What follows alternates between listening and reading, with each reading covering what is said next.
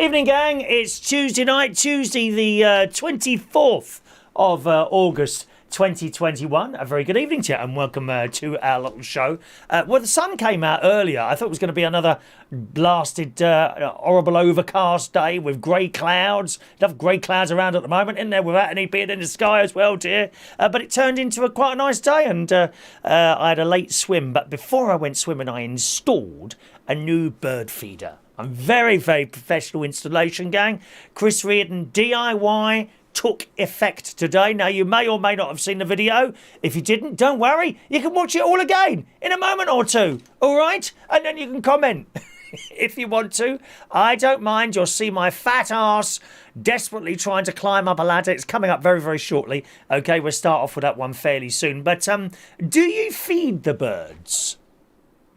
Do you feed birds? I mean, you know, there's feeding birds and there's feeding birds, isn't it? I'm always one, you know, I don't like to chuck away food. Bread, of course, very eatable by the birds. Now, you're not supposed to give bread to ducks and things like that, which probably means you're not supposed to give it to the birds either. But we all do it, don't we? You know, you've got a few bits of bread left over, you just tear them off into little bits and pieces and chuck them out into the garden. Do you do that? And soon birds come along and then you turn your head and you look round again and it's all gone. I'm always surprised at the lumps of bleeding bread that some of these birds carry off. So there's that. And then there's proper bird feeding, which my lovely neighbour and his missus do, Karen and Dave, who live next door. And they really do have a bit of a wildlife sanctuary next door.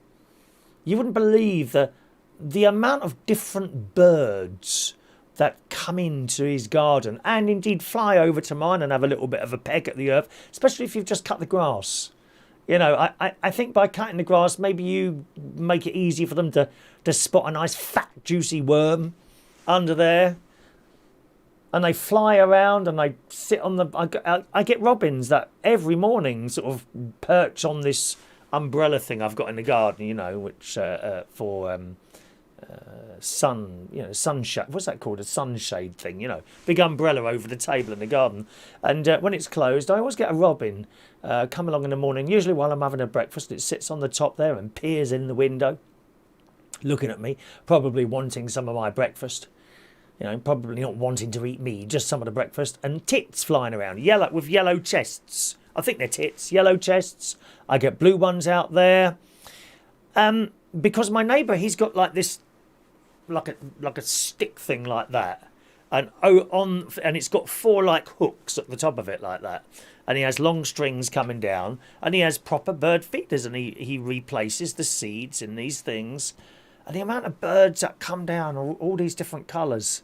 He's got a pond in there. They like to I think I've seen one of those fishing birds. I don't know what it's called. Is it kingfisher? Something like, I don't know what it is. And they're often seen hovering around the pond, hoping for a juicy goldfish or whatever he's got in his ponds. I don't know. He gets frogs, hedgehogs in the garden, and all these things come over to me as well, except I don't have anything for them to eat. So I installed a bird feeder today, which I'll show you in a moment or two. Okay? Do you feed birds at all? What do you do? Do you do it proper, like, you know, with hanging up bits and pieces? I bought this... It was all ready-made, to be honest. This plastic thing from Pets R Us or something like that. I don't know what it is. Pets R Us? Something like that. Green logo. I was in there yesterday. My mate was in there. He wanted to buy some cat food. 55 quid's worth of cat food. Sod that. I'd have them put down. Blimey. 55 quid. That's a month's worth of cat food. He's got 5 of them. Greedy gits. When he goes away... Right, I have to go and feed him. And say, oh, please go and feed him. I go up there, there's still food left, but I have to refill the bowl just in case they want more. Sod that, mate. That food's staying down there until you eat it, whether there's maggots on it or not. 55 quid on cat food. And while I was in there, I thought, oh, I might get one of those bird seed holders and some seeds. So I had a look around and I couldn't find them. And they're right at the back in the corner they were. Excuse me, where's the birds in? Oh, yes, just go down there, follow me. And a delightful young man asked me to follow him. I wondered where we were going. You know, perhaps I was going to be taken into a stock room or something like that. No, just to the bird seeds, I'm afraid. And he showed us, and you had various little, like cylindrical cage type things they were, with a little hook at the top and whatever. Various different prices. There was some very cheap ones and some dear ones. And then I discovered two things. And I bought this like coconut shell thing, which is full of white stuff with some sort of fat, I suppose. I don't know what. I don't even look at the packet. And that was like 99 pence. I didn't want to go mad because it might not work. Not everything works for everyone, does it? You know, I mean, look at my DIY. You know, I am expert DIY type person. That doesn't work for everyone. You've seen my brother-in-law's videos and my nephew's videos. Oh, what a mess they make of stuff.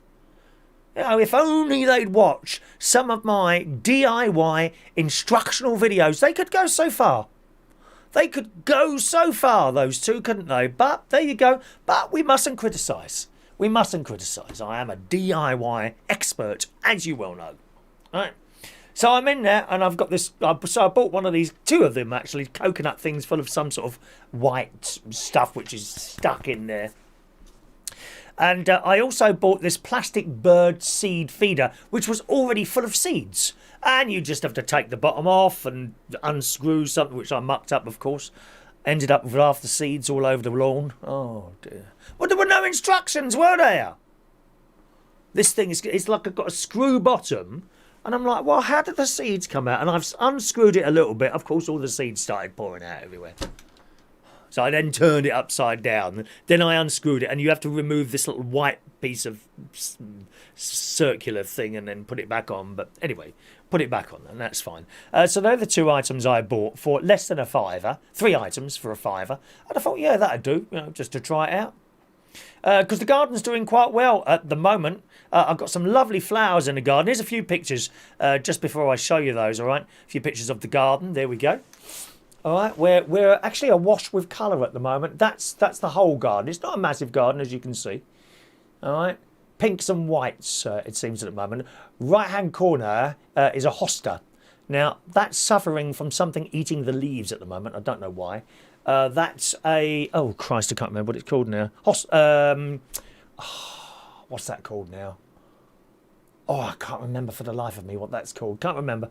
I don't know what that's called either, but that comes back every year. Beautiful purple flowers. And they stay on there for some weeks. It gets very tall, that does, and I generally cut it down to the bottom. More little white flowers there. Again, not sure what they're called, but they look pretty, so doesn't really matter, does it? Unless someone says, oh, I like those. I'd like to buy some of those. Okay, that's the hostas again. Can you see something's bunching away at the leaves there? I'm putting down the little blue snail things. And I'm finding lots of dead snails, so I'm not quite sure what's causing those to be eaten up. There's a pink thing right in the middle there. Okay, I think they're called pinks. All right. I think, what else have we got there? Little pink and white things. Don't know what they're called. All right. A few close up. We should get a picture of one of the passion flowers. And there he is.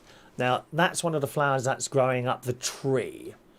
If we look back onto the picture that contains the whole garden, the tree is on the right-hand side. And those flowers, they don't all come out at once.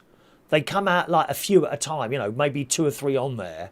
And then the next day, there's 2 or 3 somewhere else, and the other 2 have gone. So it's like it's quite a long season there. That's just on the right there, and you can actually see the installed bird feeder. Well, that's not installed. That's actually hanging from a washing line there. All right. So that's my garden at the moment, which is rather pretty, isn't it?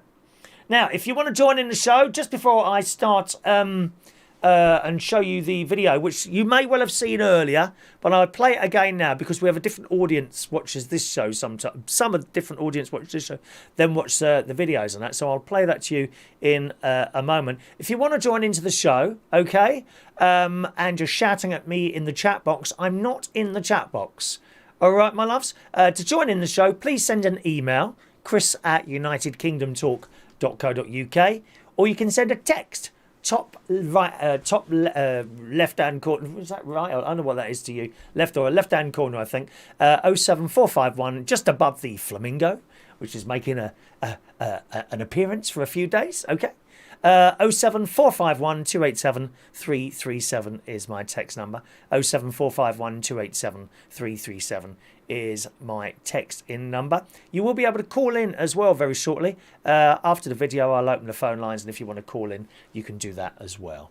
All right, so here we go, boys and girls. Here comes, and any messages you've sent in already, I'll start reading those out shortly after the video. But here we go then, the installation of the bird feeder coming up for you right now. Oh, that's not it, is it? Oh, well, that hasn't worked very well. Just a minute. I've done so. I've done something wrong here. Hang on, what have I done here? I've got completely confused here. Hang on a minute. What have I done? What did I do wrong? I don't think. Surely you've put it on there, Chris. Hang on a minute. There's Chris. Just a minute. Media source. That's that one there. You must have put it on here, surely. I got completely the wrong thing on there then, didn't I?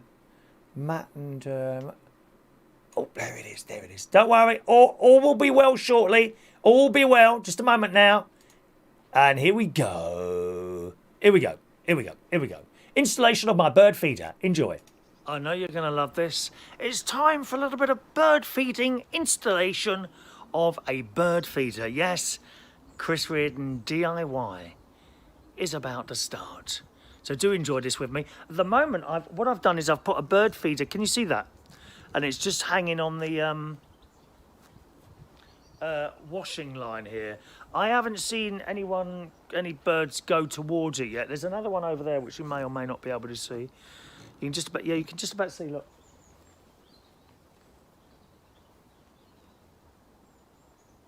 Okay. I've got 2 washing lines here. So I've not seen any birds sort of go to those yet. So I'm wondering if that's perhaps not a nice place. So I'm going to put it on here, on this tree here. Right, you can see this is where the passion flower is growing up, all right? Have a look up there. What you can't see is there is actually a frame that an old solar panel used to be on, and I couldn't remove it because the tree's kind of grown around the metal, so that's still up there. So I'm going to attach something to that, not quite sure what, but I'm going to have a look in my shed and see what I've got available. So shall we have a look in my shed? It's a very secret place, don't tell anyone. Thank you so much. Sophie.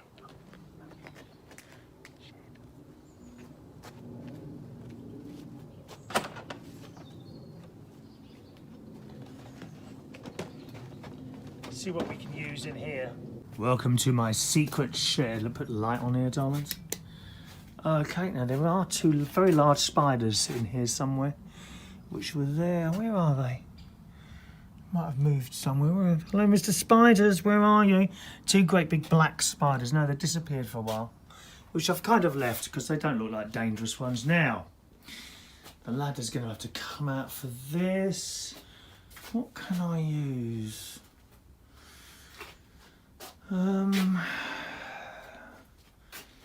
sort of pole or something. Oh, what's this over here? Oh, we got some, sticks. Yes, of course, sticks. Why don't I just use a stick? No, I should. Oh, aha. Yes. There we are. Look. That's what I use. I'll attach it somehow, and perhaps we can just hang it from that. Yeah. Couple of cable ties. I feel like that bloke, you know, that one that goes around and does people's houses up and then they don't like it. I feel a bit like him today. So let's try this. Are you ready to join me on my DIY journey today? Ladder out first.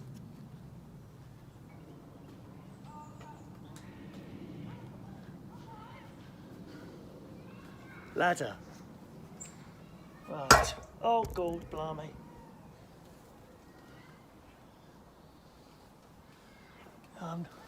I'll be honest, I'm not even sure where I can't see the frame that was there before. You might have trouble not hearing me when I turn my head, but you get the general idea, wouldn't you? Trouble is, I'm going to damage that plant as I go up here. Have I got that the right way round? Yes, let's try that. I think that's safe. Now I've got to try and find where the bracket was, because I can't remember now. I'll take my stick up quite a way. Now don't be looking at my bum when I'm doing this, all right? Don't look at my bum, except you, Mark.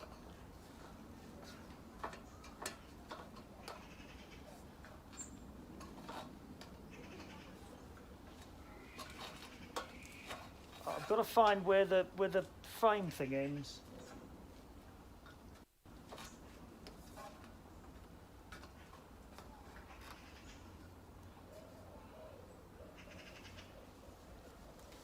Let's see that in there.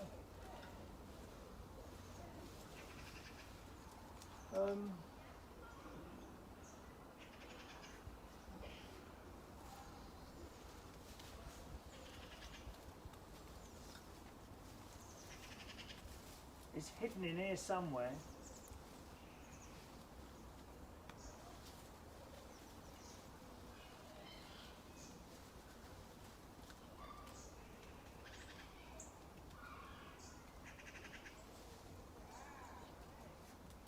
Where's that go then?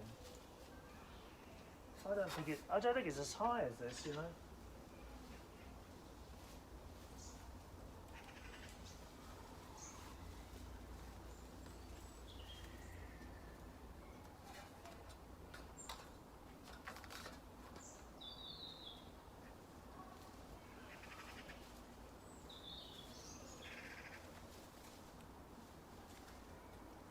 I found it. It's here. There it is. So, can you see what I'm doing here or not? I don't think you can see, can you? I'll come up a bit. I'll come back down. Right, so it's where the flower is, isn't it? 1, 2, 3, 4, 5, 6, 7. Right.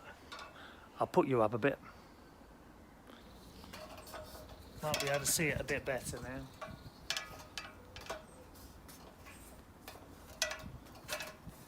What you can't see is the bracket thing going behind here, the bit of metal which is behind all the growth.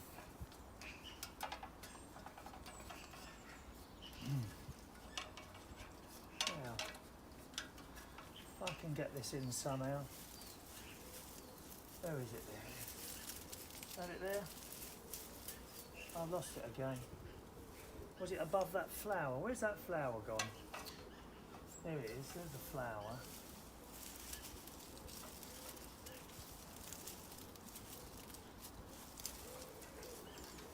I found it earlier.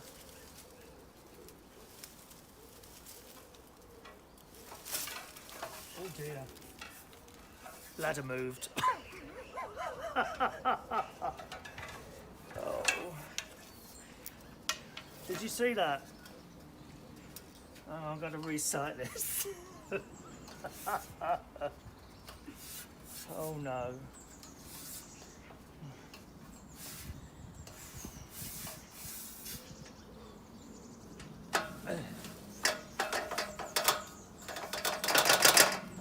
Is that alright, do you think? Should have a little rope at the top there or something.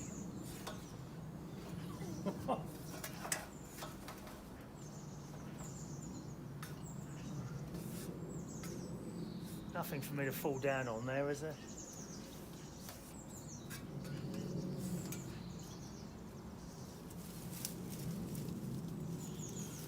I've lost it again. I could see the bracket through the bushes a minute ago.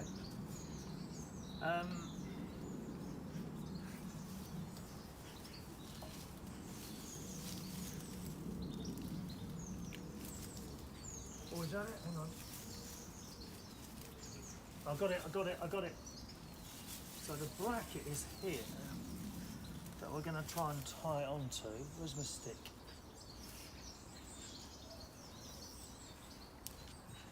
If I can push that through there, it'll come out the other side.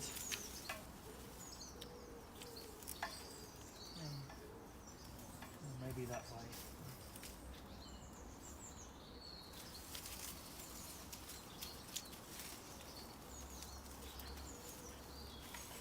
That coming out the other side. Oh, look at that, look at that. Yes. Right, so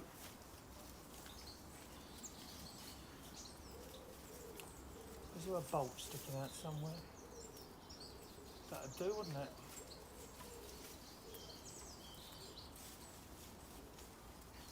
Right.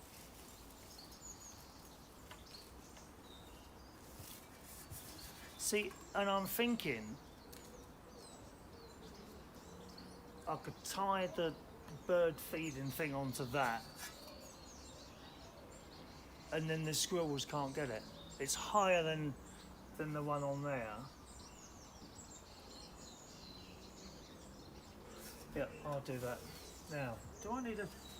Will that hold on itself? No, I'll get some cable ties and do that. We'll see how that goes.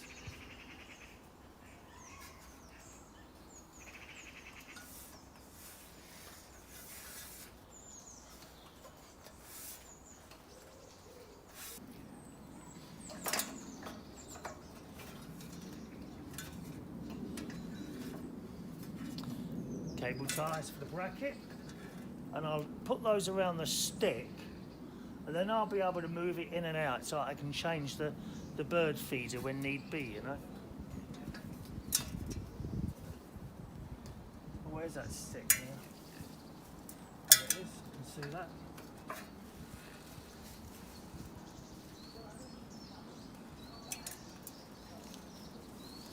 I can hear my neighbours.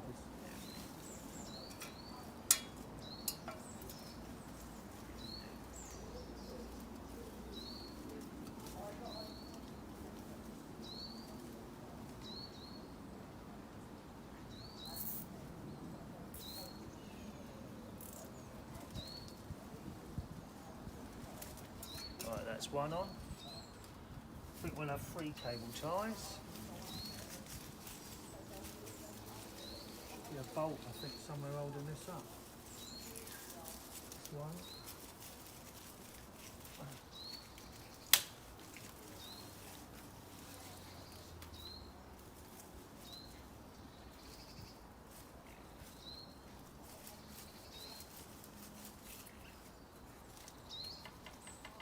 One like that, maybe.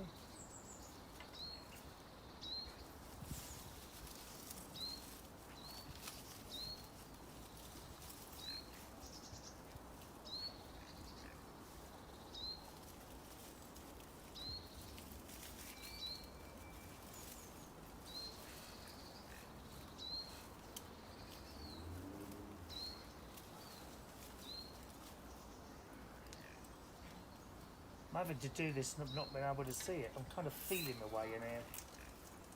Now, why is that drooped down like that? Oh, it's broken already, look.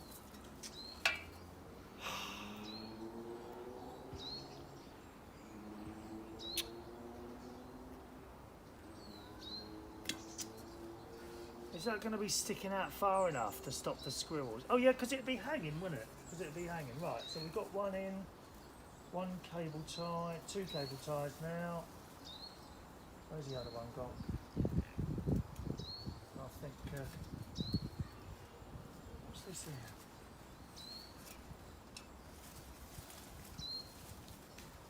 Oh, it's another stick.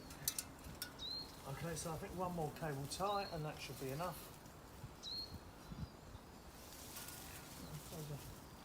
Ah, look at that. That's better, isn't it? That's better. Alright. Put another cable tie there.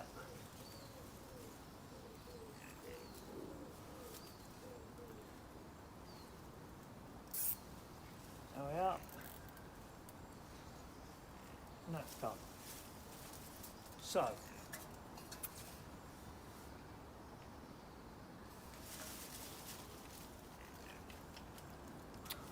very good, is it? I need another cable, so hang on.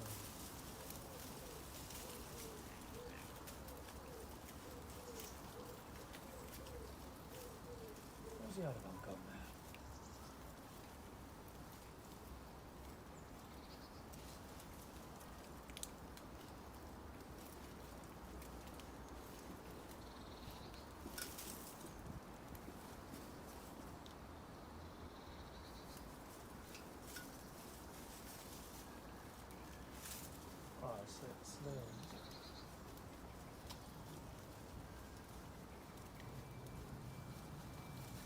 can't move it now.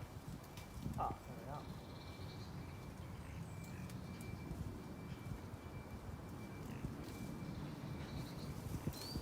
Move that in a bit.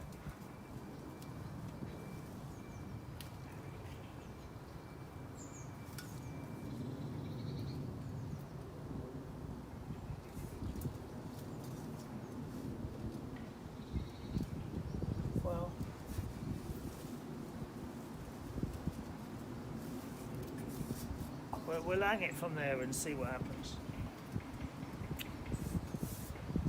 Don't even go there.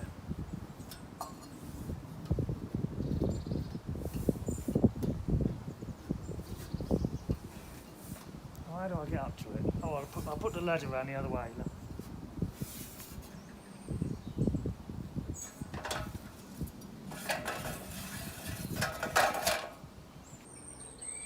Installation of stick. Right, I'll move the ladder around the other way and see if I can attach the bird feeder to it.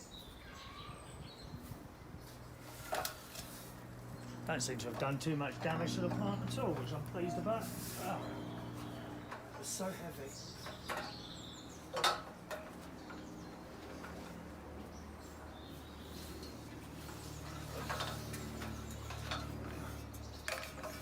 Oh gosh.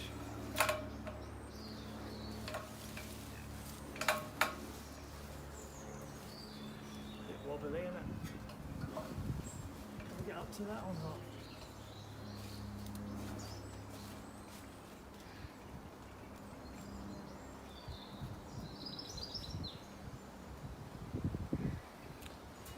Now what can I put it? Oh, I get a peg. Pegs.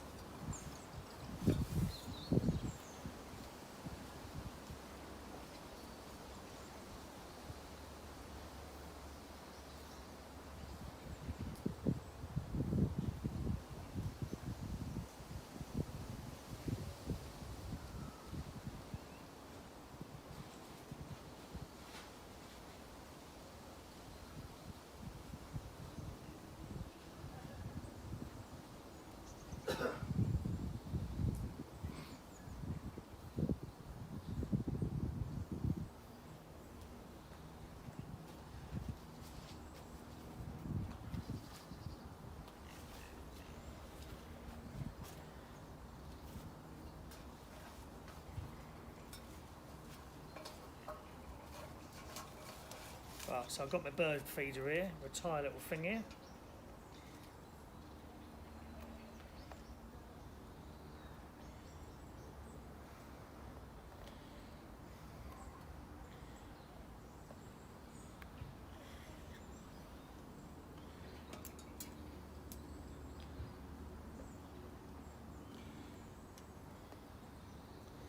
To come undone.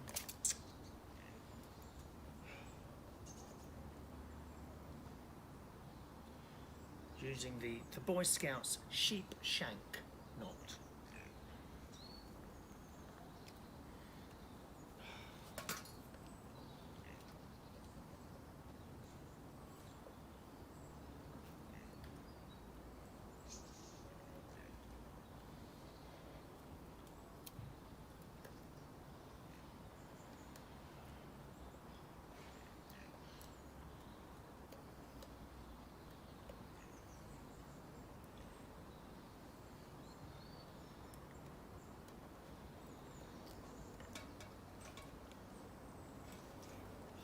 Yes, that won't come apart. No, so we'll just hang that there, I think.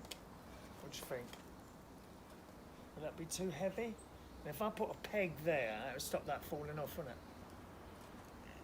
it? Yes.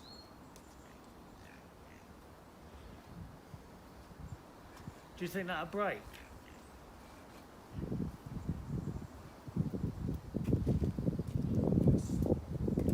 Shall I see it? I'll leave it and see how it goes. If the birds come here, I could get a metal thing, I suppose, or something a bit more substantial than that. It's a bit bouncy, isn't it? We'll see what happens. Installation of my new professional bird feeder. Thank you. There we are, my darlings. Okay, I know some of you saw it earlier, but as I say, we have different people watching different videos, so that's why you see it again there. I did have a bird feeding expert, Dave, from next door, pop over afterwards. I thought I'd knock on his door. I said, can you come and have a look at this? What do you think of this? So he had a look at it, and he was very impressed with my work. You know, very a DIY expert. Very impressed. However, he did inform me that the birds, they don't sort of hover. Well, some of them do, but some of them don't. They don't hover and eat it. They want to sit on the edge of it and peck, which is making me think that actually that stick's not going to last long at all. So after communication with my friend earlier on the telephone, we will locate some sort of more stiff pole or maybe a metal thing or something. We'll go down to Sainsbury's home base or maybe Wickes tomorrow. We've got both of those in Bracknell. And see if we can find something a little bit better. And plus, he'll be there to hold the ladder for me. How fabulous is that? You were hoping that ladder was going to go like that then, weren't you? Hey, you were. I know you were. I know you were. Be a lot more people watching it if we put that on, wouldn't it? Perhaps I should have fallen off purposely just to get the views. You get these bleeding kids, they seriously risk their lives to get views on YouTube. What's the point of that? God, man. Foolish. Anyway, there we are. Now, if you want anything done, any help at all, installations, you know, I don't know, you might want a room painted or carpet fitted or, you know, roof repairs. I'm happy to try and do roof repairs. I will try and do it for you. Just let me know and I'll pop over. Okay, anything you need help with at all, DIY, things like that. I just hope that my brother-in-law and my nephew have watched that now, and it will give some inspiration to perhaps try a little bit harder on their own YouTube channels. And maybe you'll get as far as me. Well done to you all. All right, thank you very much. Let's read some of your messages. If you want to send us a text this morning, and we can open the phone line as well. I'll do some messages first, and then I'll open the phone line, because what tends to happen is that you open the line and you never get through the messages. And I know some of you have been sending them ages ago, haven't you? Good evening to Diane Jebb. Evening to you, Diane. Hello to Mark Bowles. Hello, Mark. What did you think of me in the tracksuit bottoms? Is that all right, that bum? Don't look too bad, does it, Mark? He says, good evening, sugar tits. Oh, thank you very much. Thank you, Mark. Does that mean this sort of... My mate said to me yesterday after the swimming, he said, oh, you seem to be firming up. I said, oh, don't talk wet with you, mate. I know it's not. It's what you eat. It's not the exercise, it's what you eat. Evening to you, Mark. Good evening to Sparky. Very good evening to Sparky. He's on the radio at the moment. And he's watching as he's on the radio. Very unprofessional, if you don't mind me saying so, Sparky. You know, when I'm doing my radio show, my concentration is for my listeners. Not sitting there entertaining myself. I am here for you. Not the other way round, dear. Oh, unprofessionals, that's what we got. Talking of radio, Ross Patel isn't on tonight, okay? I know some of you like to follow my show by listening to him on Reach On Air. He's on holiday at the moment, and I think he's in Lincolnshire. I did say I was going to be up there this week, but because the whole COVID situation, which started last Sunday, wasn't it? I didn't go. And that's the reason I didn't go up there. But no Ross Patel on the radio tonight, okay? Good evening to Mike in Brighton. Evening to you, Mike. I had a chat with him on the phone this morning. Good evening to you, Mike. Hope you're well. Evening to George Bond. Good evening to Sherry Parish. Hello to Sherry, who enjoyed watching the video there. Was worried in case you hurt yourself climbing the ladder. I go up very carefully. I do go up very carefully. In actual fact, if you watch, I always put the same leg up first. If you, I don't go duh duh duh duh. I go duh duh duh duh duh duh, and that's because one of my knees is a bit dodgy, and I can get a sharp pain suddenly go through it, which could be dangerous. And it's the same with coming down. You may notice I go duh duh duh duh, not duh duh duh duh duh duh. When I used to work for British Telecom years ago, I was straight up and down those ladders with no problem at all. They had not the same. They had, I think the ladder was it longer or shorter? I can't remember now. But it used to go on top of the BT van. used to tie it on there, and it had things at the top of it what you could tie a rope to. That doesn't have them on there, like a rope. And what you do is you put your ladder up, and then you put this rope around the top of the telegraph pole and sort of attach it to the top of the ladder, so it could never go like that. Then it could, if you, because you, as you well know, it does happen if you lean a bit too much to one side, it can go like that and you're off it. I did have a very nasty experience once while I was putting some wires up someone's wall about 25 years ago now. And this ladder was up. It was wet, okay? And there were tiles on the floor. There were posh houses in Richmond. And I'm up the top of this ladder. I thought, yeah, that'll be all right. There was nowhere to tie it. Sometimes there's not always somewhere to tie it to, you see. There's no one to tie it to at the top there. And I was up this ladder, and I was at the top, and I was banging away, and suddenly it went like that. It slipped. And it went and stopped there, quite low, like that, only because a couple of the tiles were not quite flat and they were sticking up like that, and it stopped the ladder going any further. Otherwise, I would have been straight down on my face. Of course, my hands would have been around the ladder like that, so I'd have crushed all my fingers. Very dangerous. Very, very dangerous. Thank you, Mike, there. Sherry, I beg your pardon, Sherry. Sorry, darling. Hello to Gary Ross, who says, you're braver than me, Chris. You'd never see me up a ladder. I'm not keen on heights. No, I'm not keen on heights. I do not like heights, believe it or not. Eiffel Tower, I wouldn't go up any further than the first leg. Not that there's any difference, because if you fall off that, you're dead anyway. Whether you fall off the first leg, the first bit, and it's a platform, and then you can carry on going up. I wouldn't go any further than that. No, I don't like heights. Block of flats looking out the window. No, I'm not keen on that. I'm okay about this high, 1 story up. But I don't like heights either, Gary. Really, really. Hello to Rachel. Evening to Rachel Wheatland, who said the garden's looking lovely. Yes, I have a late flowering garden. I don't really get that many flowers until now. There's kind of a bit of a rush of them in spring all over. And then it's just basically green most of the time until September. They're actually early this year, I must say. All those flowers are early this year. Usually September I get what I've got now. Really, really nice. Thank you, Rachel, for appreciating that. Evening to Peter. He's watching us on a 55-inch television there. Hello, Peter. Evening to you. Hello to John Parrish. Is it wasteland where you put the feeder? You mean behind the fence? No, that's communal land. It's all like trees. There's a lot of brambles around the back of my very difficult to get to my fence, actually, because it's all brambles and things. Actually, all 4 houses are the same. There's lots of brambles around with blackberries and things like that. Okay. Hello to Jason Hughes. Good evening, Jason. Shania says, Dad wants to know you are. Oh, hang on a minute. Good evening. You are more generous to the birds than you were to us at church. Oh, not the £5 again. Oh, Lord, give it a rest, Shania. On and on about the £5.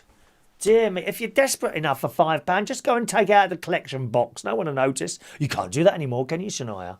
No, the collection basket at church. It's not a basket anymore, mate. No.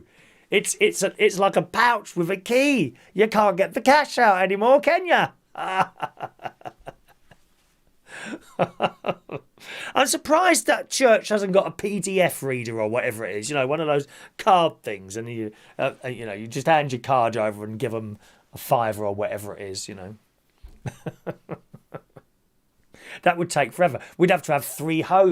You'd have to have 3 or 4 hymns at offertory, wouldn't you? One of those card machines. Oh no, the touch and go thing works quite well, doesn't it? Just go around with that little machine and you get your credit card. £5, thank you very much. Yeah, that's what we need. I'm sure you can get portable ones that you can attach to your iPhone. Actually, I think my niece had one.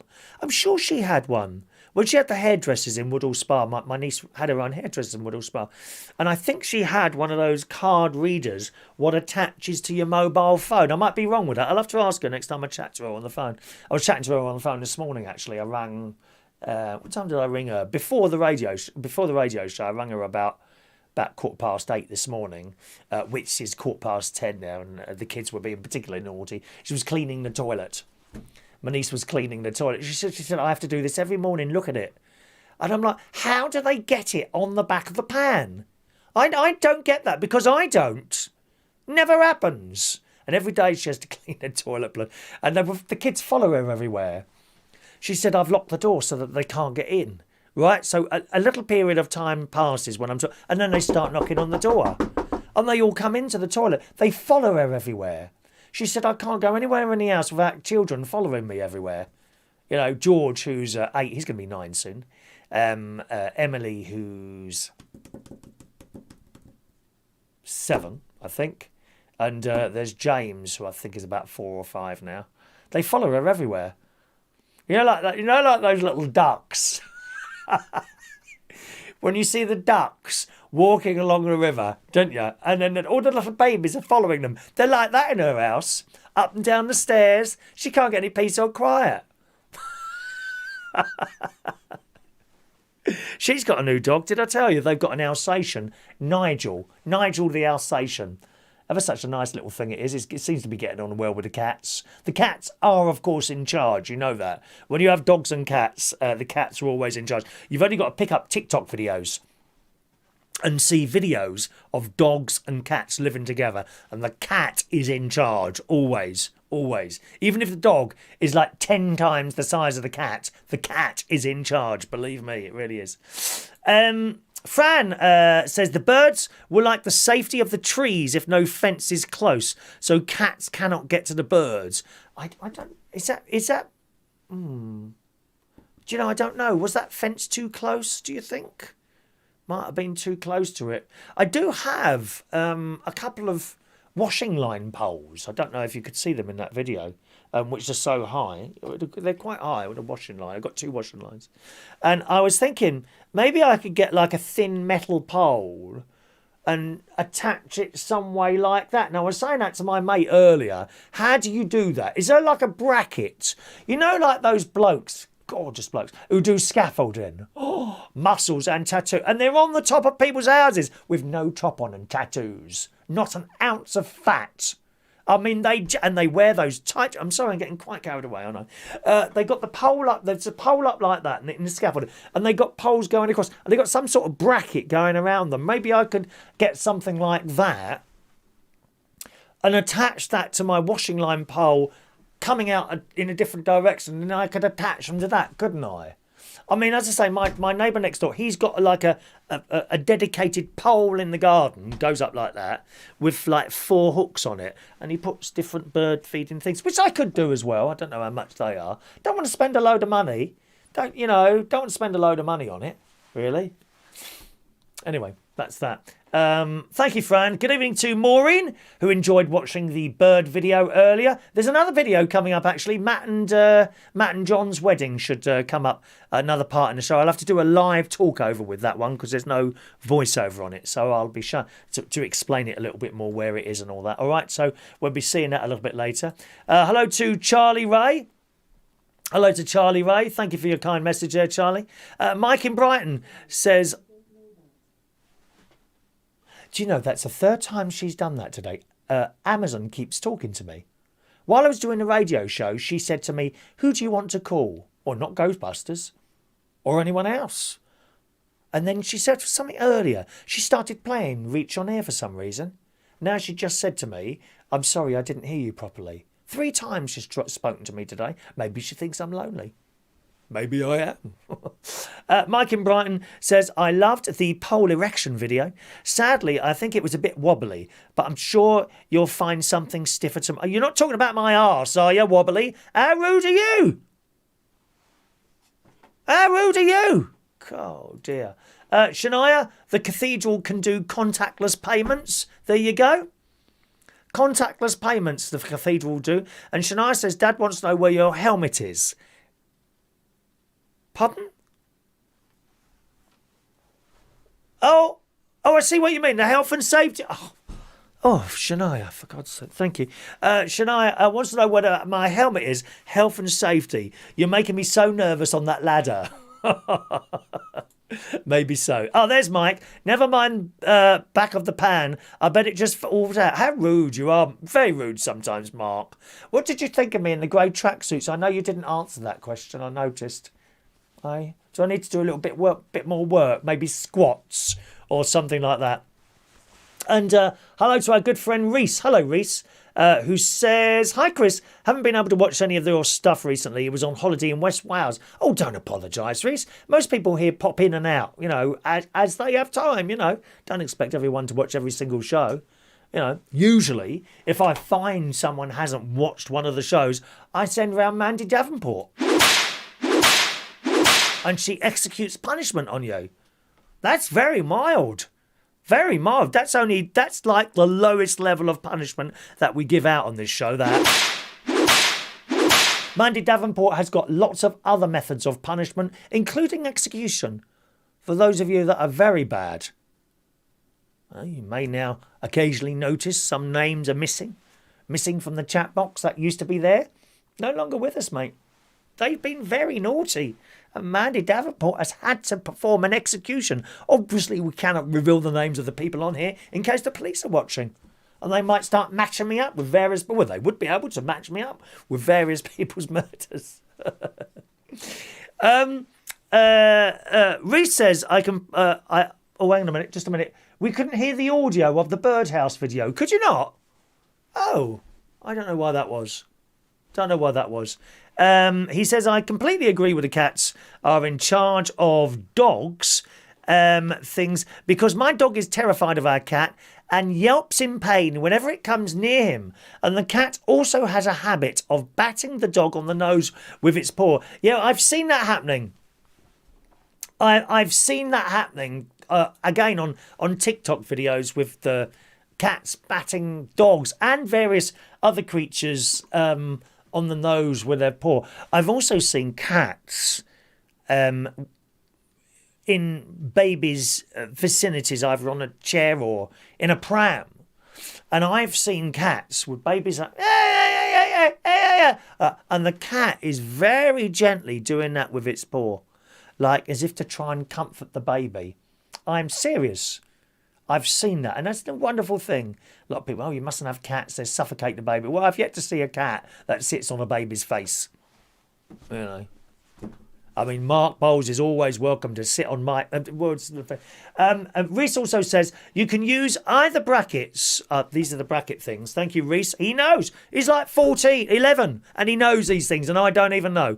You can use either brackets like the scaffolding, or you can weld the two bits of metal together. Now, there's something I should try, I think, Reese. Welding. Oh, yes. I'll have the goggles on and the electric thing, and all those sparks come off, don't they? It's like bonfire night without having to buy fireworks. Marvellous, isn't it? Welding. Let's have a go at that. I'll have to ask my nephew if he's got any welding kit or something like that. We'll have a go at that down his shed one week. God. Is it like electric? Am I right in thinking that's electric welding, isn't it? Don't you attach one lead to the positive and another lead to a negative and touch something? Am I right with that? Looks highly dangerous to me. Sparks all over the place. I'm not sure I'd be capable of that, Reese, to be honest. But the clamps, maybe so. Maybe so. In actual fact, I'll be absolutely honest with you. My mate, who's much more girly than me, believe me, is actually better at this sort of stuff than I am. I kid you not. He's the one who managed to get the blade off the lawnmower that I couldn't get it off. He managed to get it off. I couldn't get it off. Reese also says, just a second. Here we go. You can use either brackets like the scaffolding, or you can weld the two bits of metal together. I recommend you get a professional to weld it, though. I can weld mine. I can send it over to you, Reese. I'll send it over to you. But can you get like an 8-foot pole through the post? Will they deliver such a thing? I recommend you get a professional weld, though. I can weld, my dad can weld, but it's a hard skill to learn. Yeah, I should think it was. And you don't want the metal failing or falling. Also, hang on. Welders are expensive. It might be just as easy to just get one of those dedicated. How much is a bird feeder pole? Shall I have a look? Hang on a minute. It might be easier, mightn't it? Bird feeder pole. There we go. Oh, 14 quid. Oh, 14 quid. I mean,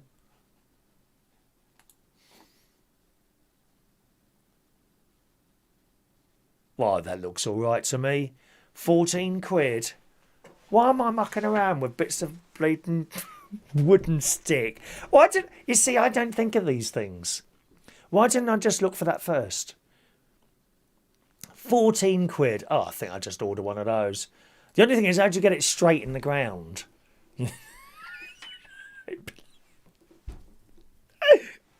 Oh dear. Never mind. It's just one of those things there. Mandy Davenport called my services. I've got a new weapon to add to my arsenal of pain. Excellent, Mandy. Are you going to keep that a secret punishment? Or are you going to let us know what that is? If you, that's all right if it's secret. She's got a new weapon to add to my arsenal of pain. Yes. We've got everyone here. Researchers. We've got a dominatrix dishing out pain. Everyone's on here. Everyone's on here. And thank you, those of you that do little bits of research and send through little tidbits of information and what have you. I do appreciate that, okay? You often get that in on the email there. Lee, emailing into the show, loved the bird feeder video. Thank you very much, Lee. Enjoyed the bird feeder video. Thank you, Lee. We'll open the phone line now if you want, okay? Call in, 020 8144 3477 is my local London number if you want to call in, 020 8144 3477. George says you could use no more nails and glue them together. I'm not sure that would work in this case, but it's a possibility. My mate says, why don't you just get a little wire and go crisscross around like that? And I think we need something a little bit more permanent than that. I'm going to go with the dedicated bird feeder, to be honest. I think I'm going to go with that. That does seem, for 14 quid. Of course, I've still got to put it in the ground. Now, there are a couple of cables in my ground, which I put in myself as another DIY thing some years ago. And it's the cables from the satellite dish. You may have seen the satellite dish in the video there. The cables go under the garden, and they're not very deep.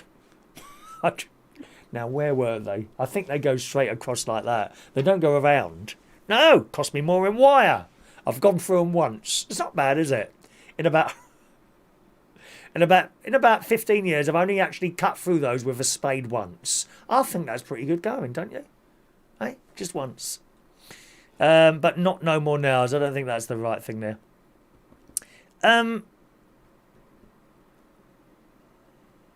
Was the it might be your internet there, Reese. Okay. On the subject of welding, you have a gun and you have to pull a trigger by the metal and it feeds the wire out of the welding gun. Then gas happens. Not sure what the gas does, but it makes it melt and joins the things together. I'm not sure I want to try that welding after all, actually, Reese. Yeah, if I admit to wanting to try it, my nephew will have it all set up when I go round there. You know, Project Man. That's his. He's got his own channel there, Project Man. More subscribers. Do you know this is one of the only YouTube channels with more videos than subscribers? That's a bit of a record. I'm thinking of going to applying to the Guinness Book of Records or something like that. Yeah, just an idea there. Rachel says you could get an old parasol, take the old cloth off and hang the bird feeders off the rods. That's what I've got out there. I've got a parasol. I suppose I could extend the rods a bit further, but I don't have it open very often because the wind takes it. You're only going to have a little bit of wind and off it goes, you know. Probably with me attached to the bottom like Mary Poppins. Feed the birds, tuppence a bag, tuppence, tuppence, tuppence a bag. Yeah, a bit like that, isn't it? Am I allowed to read that out, Mandy? Is that our little secret, or am I allowed to read that out, Mandy? I'm not sure. She's told me what her new weapon is. Don't muck around with Mandy, I'm telling you now. You know, I am surprised there's any trouble in Bristol when Mandy's around. They know where. There's no. You may have seen there's quite a little bit of trouble recently over in Bristol, wasn't there? You know, in the streets and all that loot, riots and things like that. Wasn't there something going on like that? Not in Mandy's street. Pfft, they know better than to muck around with our Mandy. Thank you very much. Good. Anyway, so that's the bird feeding video. Hope you enjoyed that. Tinnitus. Have you got tinnitus? Anyone got tinnitus? Eh? How do you deal with it? I've had tinnitus for years and years and years at a very, very low level. Recently, about 2 months ago now, shortly after the second AstraZeneca injection, it got worse. It was quite sudden. I suddenly realised, blimey, that's got loud. Oh, by the way, Mandy says I can tell you what she's got. She's got an air rifle. Okay. So you may be able to escape while she's whipping you. No point in running. She'll shoot you dead. Good. Good. We can't have misbehaving on this channel, dear. All right? This isn't one of those channels with loads of little people in different windows, shouting and screaming at each other with no worry about punishment. We have punishment on this channel. Our very own dominatrix Mandy Davenport is standing by. Don't muck around with Mandy, I'm telling you now. Thank you, Mandy, for always being there for me. Yes, tinnitus. Do any of you have tinnitus? I explain it as like a constant buzzing in your head. It never goes. It's always there now. Always. And it's louder than it was. And I describe it as white noise. If you're young, you may not have heard white noise before, but when we had old type of televisions, before digital television, if you tuned into a part of the television where there was no channel, you'd have this noise like that. And that's what's in my head all the time. It's worse when I think about it. Now that I'm talking about it, I can hear it quite clearly. And it's louder than it used to be. Anyway, I thought it might be something to do with the injection, but I don't know. I'm not so sure about that. And for years and years, I've had it at a low level, which I put down to the DJing, but fairly easy to ignore. Okay, I've just put up with it, no problem really. But it has become a little bit more, not a serious problem. Doesn't stop me sleeping. Okay, doesn't stop me sleeping, but it's become a little bit more of a problem, to be honest. And I had a phone-in appointment with the doctor yesterday, who rang at about 3:15, 4:45 in the afternoon, I think it was. And I explained it to him, and he asked me a couple of questions. He said, right, okay. He says, he said, I have to tell you, we have a lot of people from here who go to tinnitus clinic, and none of them ever get any better. He said, I just want to let you know that now. However, he said, we can... why don't you come in tomorrow, as in tomorrow? I'm going tomorrow morning, about 12:10. I've just got someone on hold, so I'll be with you in a moment, okay? Finishing 2:2. I'll be with you in a moment or two. He said, come in, we'll have a look in your ear and see if there's anything in there. And if there is, that may help you. And that's it, all right? So I've got an appointment with the doctor tomorrow. How do you deal with tinnitus if you've got it? All right, I'll just come back to that in a moment. Meanwhile, we'll take a call, finishing 2:22. Hello, who's on today, please? Hi, Chris. It's Rory. Hello, Rory. How are you? I'm on the internet phone, but I'm still in London, which is why the number's different. An internet phone? What's that then? It's it's plugged into my dad's switchboard. Oh, just a minute. Sorry, I have put you on, haven't I? Carry on. Yeah, sorry. It's plugged into your dad's switchboard? Yeah. So it goes through my dad's phone company rather than, but reaches me in London. It goes over the internet. Oh right, okay. Well, that's clever, isn't it? Yeah, it's high tech stuff, really. It's all high tech now. Well, they were saying, Rory, I don't know if you saw in the news last week, I think it was, or the week before, they're actually going to get rid of landlines. I know, I saw that. Now, just in case people don't know, landlines and just in case people don't know, a landline is connected by two wires, basically, and those two wires go all the way from your telephone all the way back to the exchange. That's what they're doing away with, and basically everyone's just going to be plugged into the internet or using mobiles. Wow. I sort of remember that, If you And think I this also is a long, remember the if you white think this noise is a long TV. way off, we're talking 2025. So only Yeah, I 4 saw years. You there? Yeah.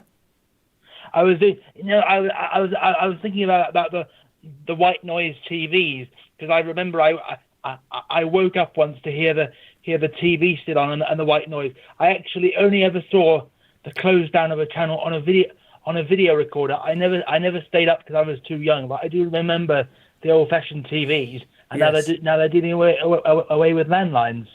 Oh yeah, yeah. I see what Yeah. you're saying. Yeah, technology is moving on, isn't it? And we have to move with it. Certainly is. Just the way it is. Anyway, what are you calling in for, Rory, today? Well, I was just calling in to say hi. Really, I was. I must admit, it was a very countrified-looking video when you were doing the bird feeder. Yeah. I always go around to Fulham Palace to replicate the country atmosphere, the country atmosphere and things like that.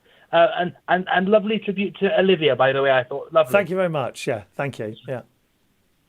Well, you talk about Fulham Palace there. There are, of course, many little pockets in London where you're in the middle of the city. Yeah. Take, for example, Hyde Park. You're in the middle of the city and suddenly there's this beautiful park with nature and swans and birds and trees and flowers. I've been there. It's lovely. Yeah, yeah. I mean, I don't know if you've ever been to Kew Gardens. Now, it's not exactly city, but it's getting in there, isn't it? And if you've ever been there, you'd never think you were surrounded by one of the busiest roads, the A4, which of course comes in from the M4, and the M4 where it flies over. Hammersmith is just 10 minutes walk down the road, one of the busiest places in Shepherd's Bush. And there you are in Kew Gardens, surrounded by nature. Yeah, I've been in Kew Gardens. It's incredible because my parents have a farm in Devon that's a bit similar to a wildlife park in many ways. Right. But I find it's easier to recreate the countryside in London in one of the parks, as you say, than it is the London in the countryside, because here you can get the best of both worlds. You're absolutely right. Yeah, yeah. I feel like David Attenborough now, actually.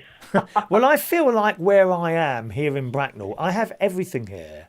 I can walk anywhere, like to the shops, to the swimming pool, I can walk everywhere from here. And I can walk 10 minutes into the middle of a forest, and that's like just being in the country. And if you go in far enough, you can't hear the roads or anything like that. No, same with Brompton Cemetery and Hyde Park and all those places. Beautiful places. Magical. And lucky enough also to have a caravan in Lincolnshire. Now that really is the country. In front of me is a field. Just fields of growing things, and it's constantly changing. I'll go up there. I haven't been for a few weeks now, actually. I'll go up there and things will start to grow, and then the next time you go, they're at the height of the fence, what's just in front of me, which isn't very high. It's only about 4 foot high, 4 or 5 foot high, this fence between the caravan site and the field. And then the next time I go there, it might have all been gone and churned over, and it'd just be earth again until the spring, and then they plant it all over again. Very true.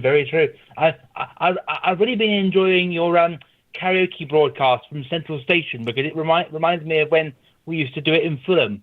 Oh yes, Belushi's in Fulham. That's now Nationwide Building Society, isn't it? It is, yeah. And what is now the Havana is now a different nightclub that's closed during the COVID. And next to where we did karaoke, what was the discotheque place is now a tattoo shop. It's a what?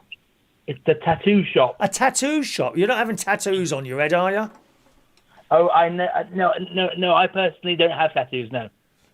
I see. There's a few pictures of people with tattoos. Some have just got their whole faces covered in like spiders' webs and people like that. Yeah. With the karaoke, just in case you didn't know, from this week we're now Friday and Saturday nights upstairs. Now you've been upstairs, haven't you? Have I? I can't. Yes. Is that? Yes, you've been upstairs at Central Station, and with your wheelchair, they have a little, as you know, they've got a little ramp, and you can be helped in and out of that. But yes, it's back in the main bar now. We've moved back from the basement up into the main bar, and it's now every Friday and Saturday night, 7:30 to 11 p.m. free entry. So it finishes an hour early. The reason it finishes an hour early was because they moved it back to that because we had been closed for so long. During the COVID restriction, we've been closed for over a year, and we always had a little bit of a problem with sound and people complaining that they could hear noise coming out. So we moved it back to 11 o'clock, and this resulted in no complaints. We don't get complaints about the sound anymore. Also, I'm fairly careful in how far I turn it up.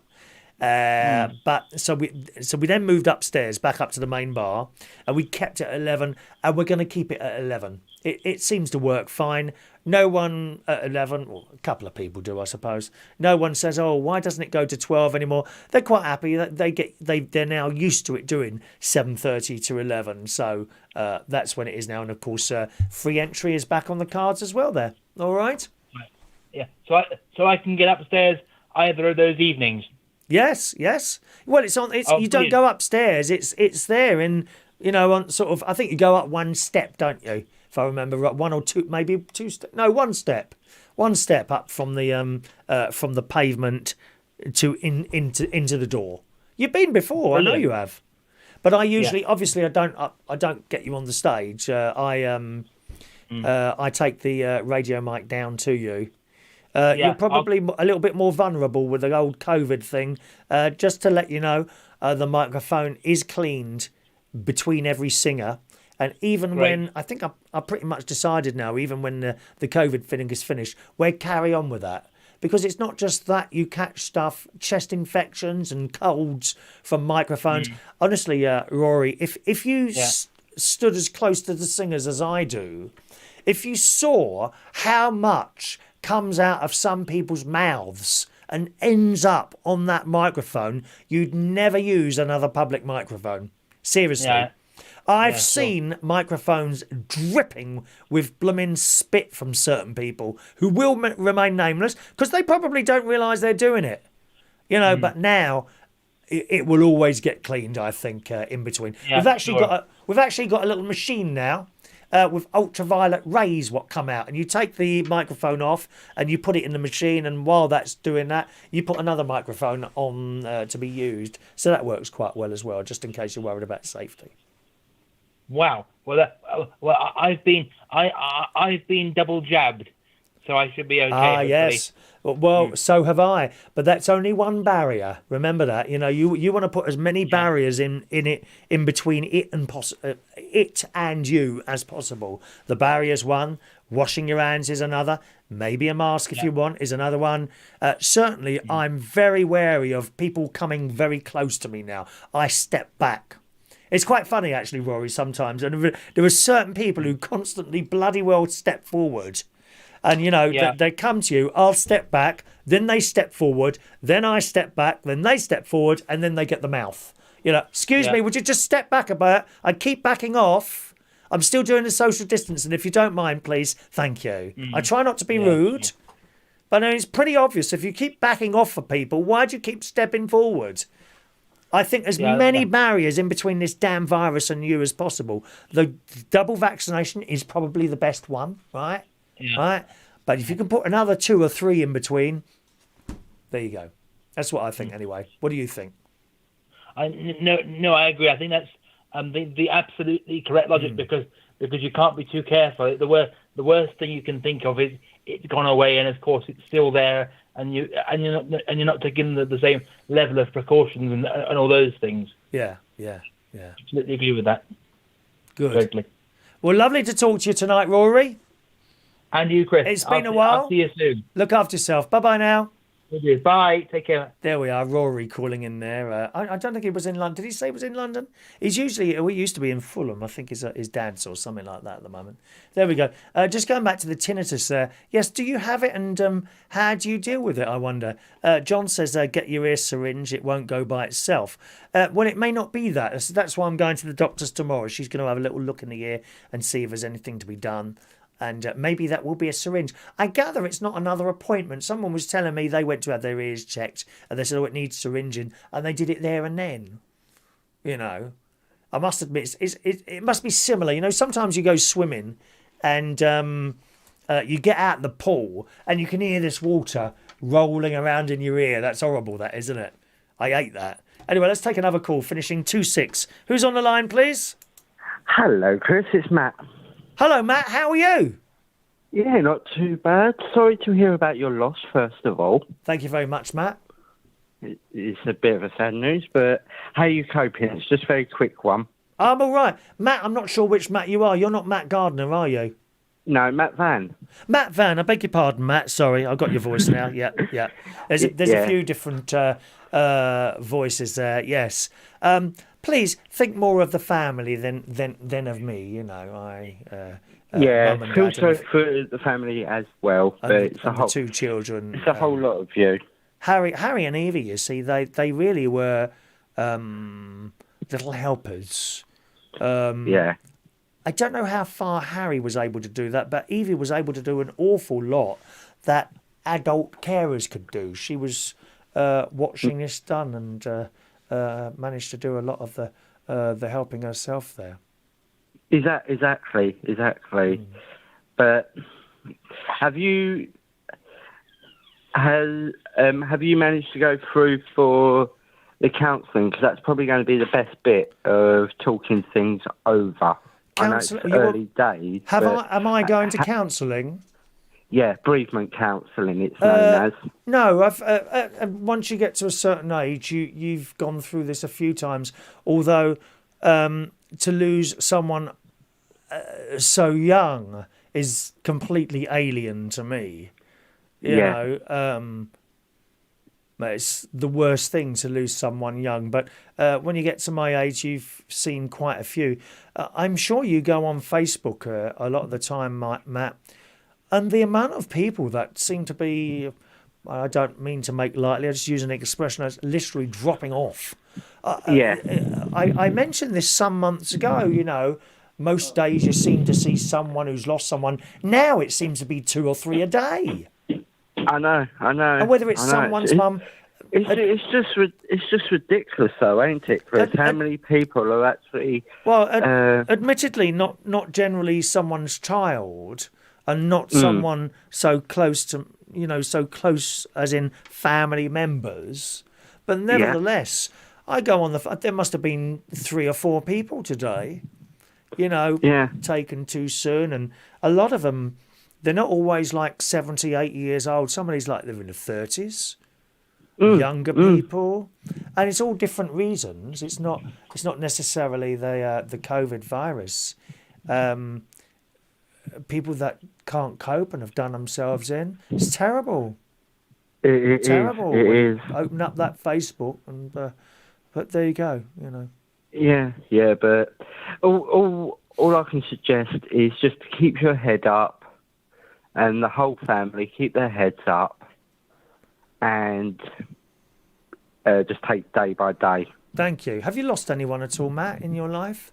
How old are you now? You're 30 something. 31 now. 31, yeah. Yeah, I've lost both my nan and granddads. Quite a few people I've lost. Right, yeah. So I just take it day by day, Chris. Yes. And that's the best thing that if anyone loses anyone, that's the best thing that you can do. Just take it day by day by day. I reckon the first year is going to be the hardest. Yes, Christmases and birthdays are particularly bad as well, aren't they? Yeah, they are.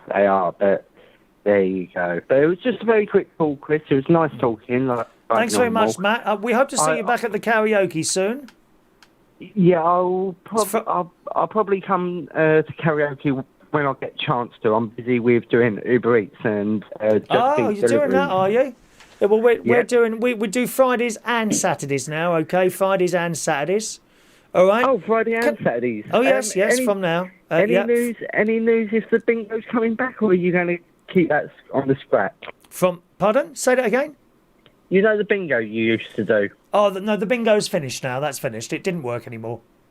Ah, Yeah, if it doesn't work, you've got to cut it out. yeah. All right then, Chris. You have a good one, mate. Just before you go, Matt. Just interested in the whole Uber Eats thing that you mentioned there. So, do you have a car or a bicycle or a motorbike?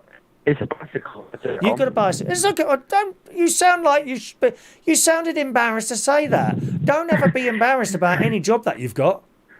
Please. Yeah, Now, I always remember DJing at Heaven and the amount of kids that used to come up to me. I say kids, 20, 20, 21, 22. Yeah. Kids used to come out, oh, I got a job, Chris. Oh, well done. I don't want to tell you it is. It's embarrassing. Well, what are you doing? Working at McDonald's. Not embarrassing. You've got a job. You've got a job. You're not sitting there like a lazy, bone idle thing doing nothing. You have gone out and got a job. You have 10 out of 10 from me. But the thing is, though, how many people complain at us because their food is wrong is ridiculous. But what they don't get is we're only delivering it to them. It's not us that make the errors. And I gather the restaurant. I gather that this seems to be now. There's a particular problem with the McDonald's round here, who has zero customer service. The manager is as rude as hell here. I've never had a row with him, but I've heard people. I've heard he's rude. He's bloody rude. The McDonald's drive-through in Bracknell. Anyway, and I'm on a Bracknell. We Love Bracknell Facebook page, right?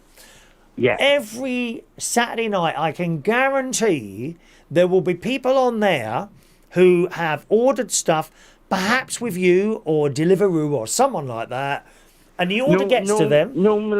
Normally, if it's McDonald's, it's Just Eat and Uber Eats. Okay, right. So they've ordered stuff from there, and they've got the wrong item, right? Yep. And then they ring up McDonald's, and McDonald's say to them, take it up with Uber Eats. That's correct. Why is that correct. then?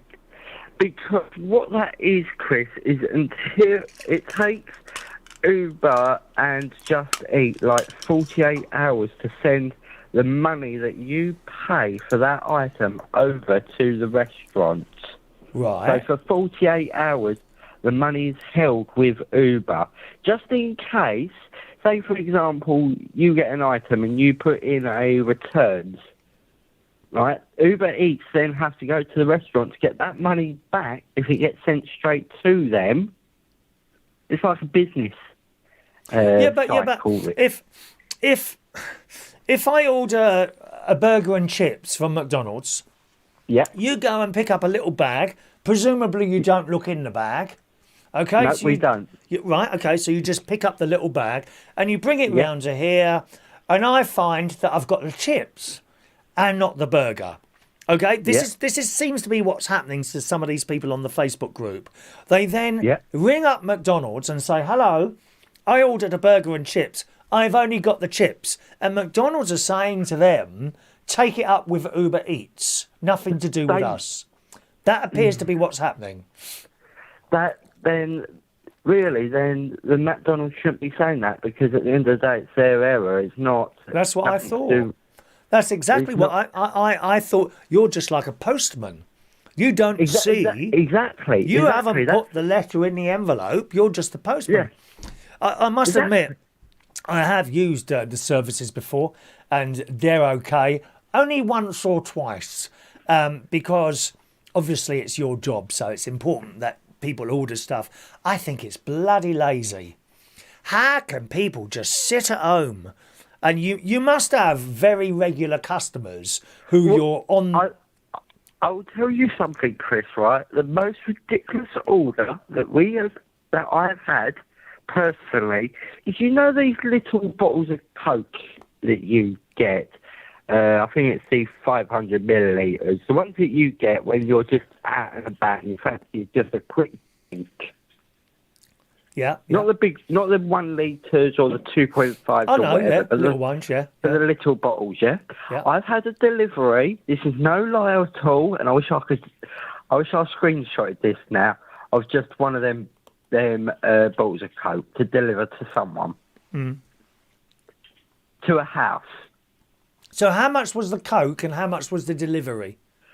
Delivery was $3.99. The Coke was $1.29. It's crazy. See, I know people, these are in London. I know you're out of London. I know people that have ordered a Starbucks. They've ordered a coffee. God knows how you get one of those without spilling. Well, I suppose you've got lids and things on them now. They've ordered a Starbucks coffee. The thing is, some restaurants, and I'm not going to name them, but some restaurants do not double lid their drinks, which is dangerous for us because if they don't double lid the drink, it can get knocked over in the bag, etc., etc. Yeah. Now, when we mean double lidding, we mean, you know, for example, McDonald's. Yeah. And you have a hot drink. You know the cold drinks lids that they have? Yes. They meant to put one of those on and then the hot drink lid. That's double lidding. Okay, I'm with you. So some places don't do that. So what I normally do is if I go to a restaurant and I say to them, right, have I got any hot drinks? Oh, yes, you got this hot drink, for example. Yeah. I always turn around to them and I say, can you make sure that is double lid? Okay, I'm with you. If it's not double lid, I will cancel the order. Right. And I will cancel it there and then. It must be pretty easy to have a drink go over in your bag on the back, I would imagine. It's a nightmare. And then you've got to clean it all up out your bag and what have you, because it's your business, isn't it? Can I ask, if I order a burger and chips, right, may I ask, are you paid per delivery? And if so, how much? We're paid per delivery. Right. Okay, now, this is where it gets a little bit on the tricky side. If the address is under a mile from the customer, it's like £2 something, £2.66, £2.70, something like that. You'll get about £2.60, £2.70. That's what you get, is it? That's what we get. Right. Okay. As not Deliveroo. That's you get paid £2.70 for that delivery. It's not a lot, really, is it? No. In one week. So the week starts from Monday through to Sunday. Yeah. In 1 week, the highest I've earned on Uber alone is around about 200 odd quid. How many hours have you done for that £200? How many hours? Presumably, there's a lot of late night work there, is there? Yeah, there is. Normally I start around about 3 o'clock in the afternoon, and I'll go through until like 11, 12 o'clock at night. How many days do you do that? It varies. It varies. Normally about 6, normally 7.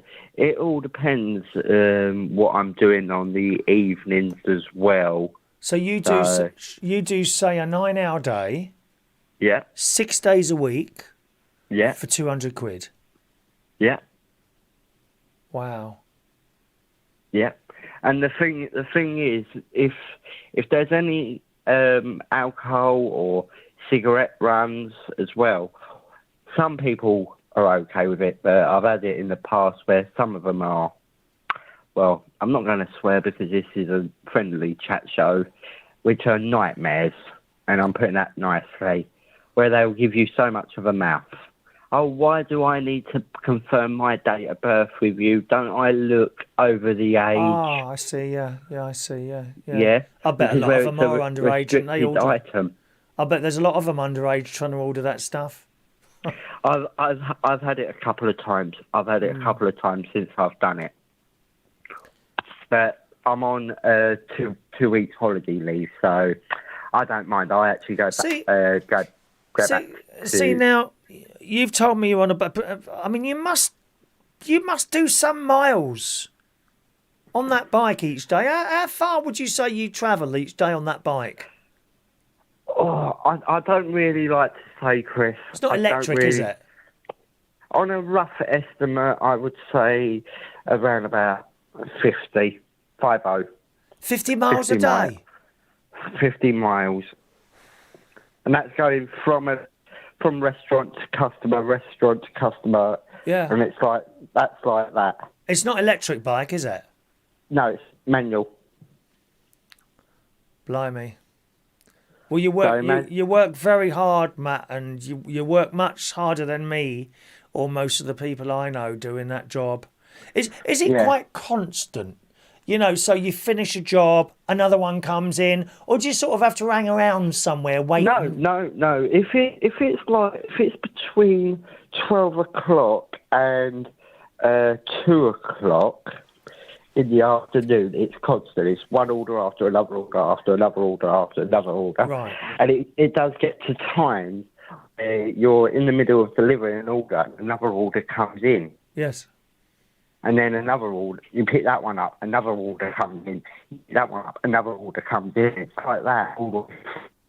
It comes between 2 o'clock and 5 o'clock, for example, where it is. So you have some bits, goes quiet, where you can have just 5 minutes to rest your leg. Right. See, you're on a bike, okay? And £200 is really low. However, you are on a bike. I'm just trying to understand here.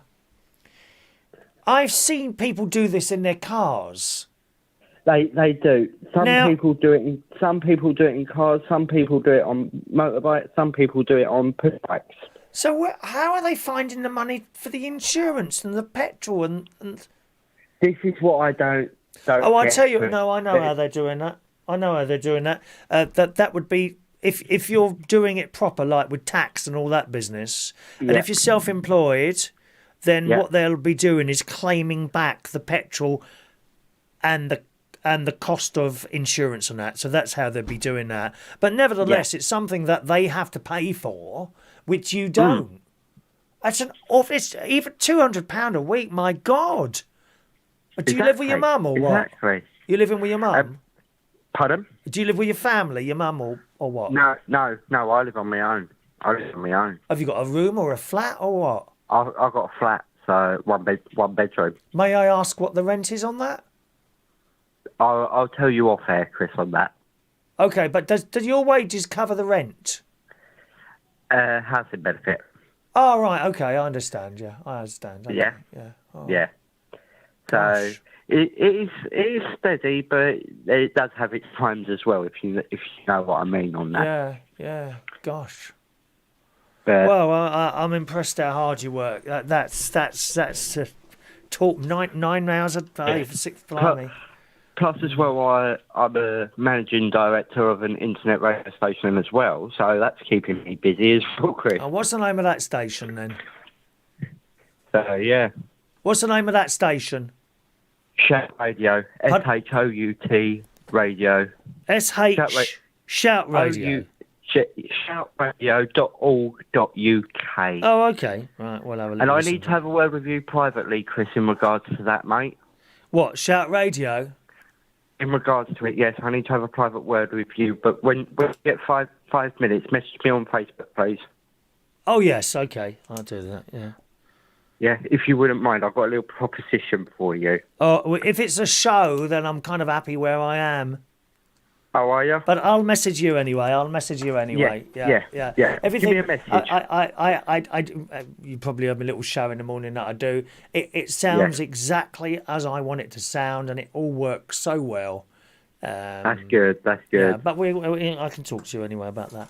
All right, Yeah, Matt. yeah. Thanks ever so much for calling in. I think you've taught us an awful lot about this thing tonight. It's absolutely fascinating to have understood how the whole Uber thing works. All I can suggest is if anyone wants to know any more info, just message, and I'll give you as much info. Are they always looking for people, Uber Eats? Are they looking for people to... They're always looking. Just want to download the app. It will then it'll be a section on there that says "Deliver with us."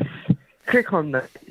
You've got to take a picture of your ID, etc., etc. Yeah. And then you can be all away. It normally takes around a week or so by the time you background check, which is basic DBS check. How long does it take them? What's that DBS? Is that the child thing? Is it That's the police check. Yes. for children? So you ain't got any sort of children record? Yeah. What do you call Yeah, it? because where Paedophile you're records or dealing something with like that. some vulnerable people, etc., etc., Right.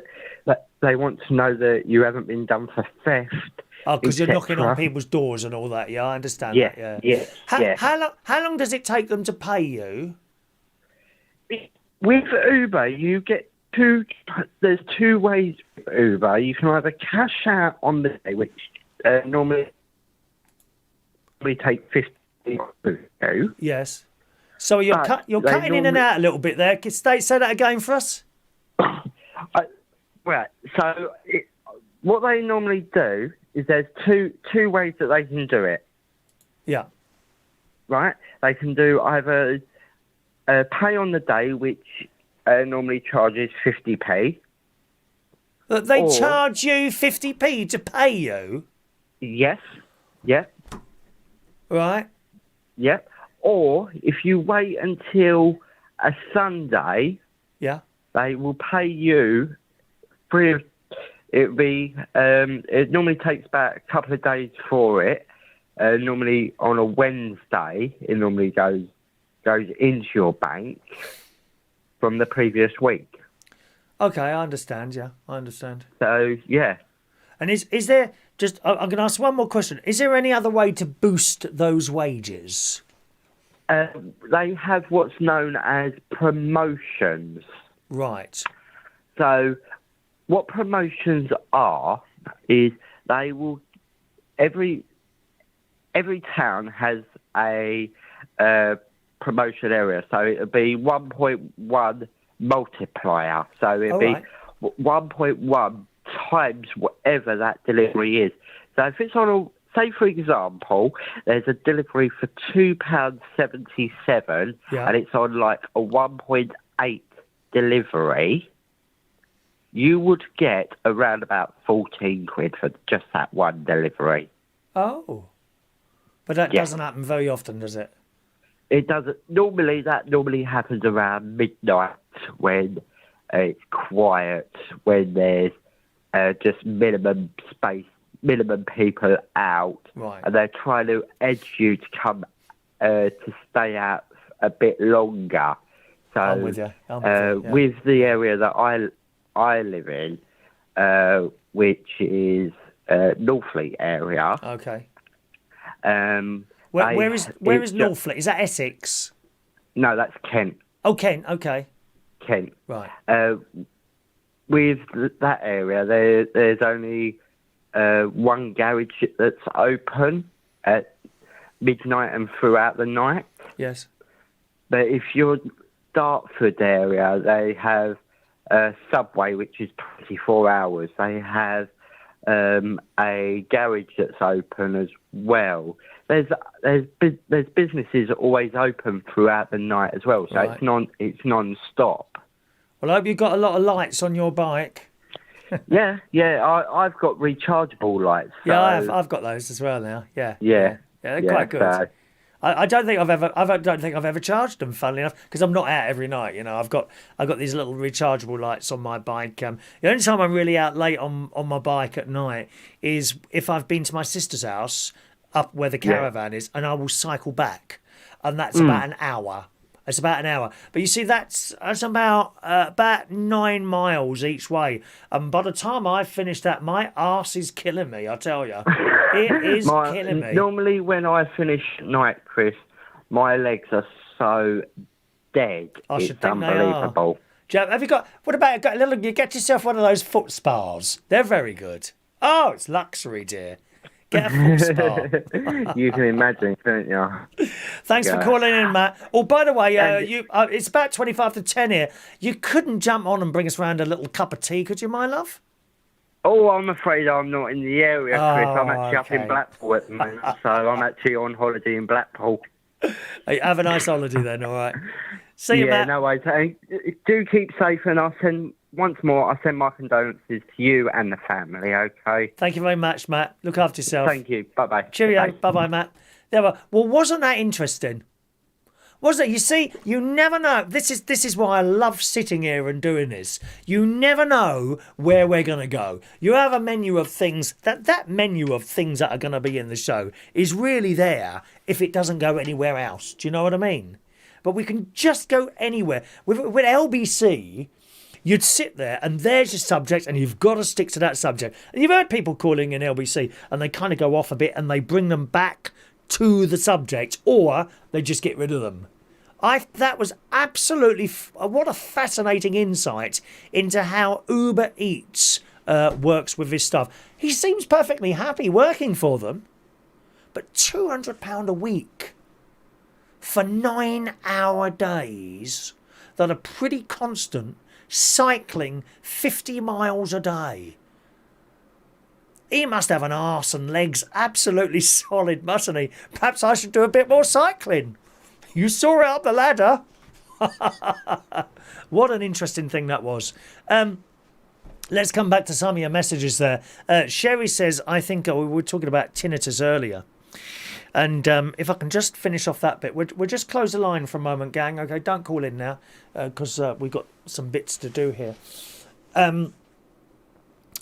Yes, with the whole tinnitus thing, as I say, the doctor spoke to me on the phone and he said, come in, we'll have a look in your ears to see if there's anything in there. He said, but I'll have to tell you, we've got a lot of people from here go to tinnitus clinic and none of them ever get any better. All right, so that's my personal tinnitus story. Some of you have messaged in about this.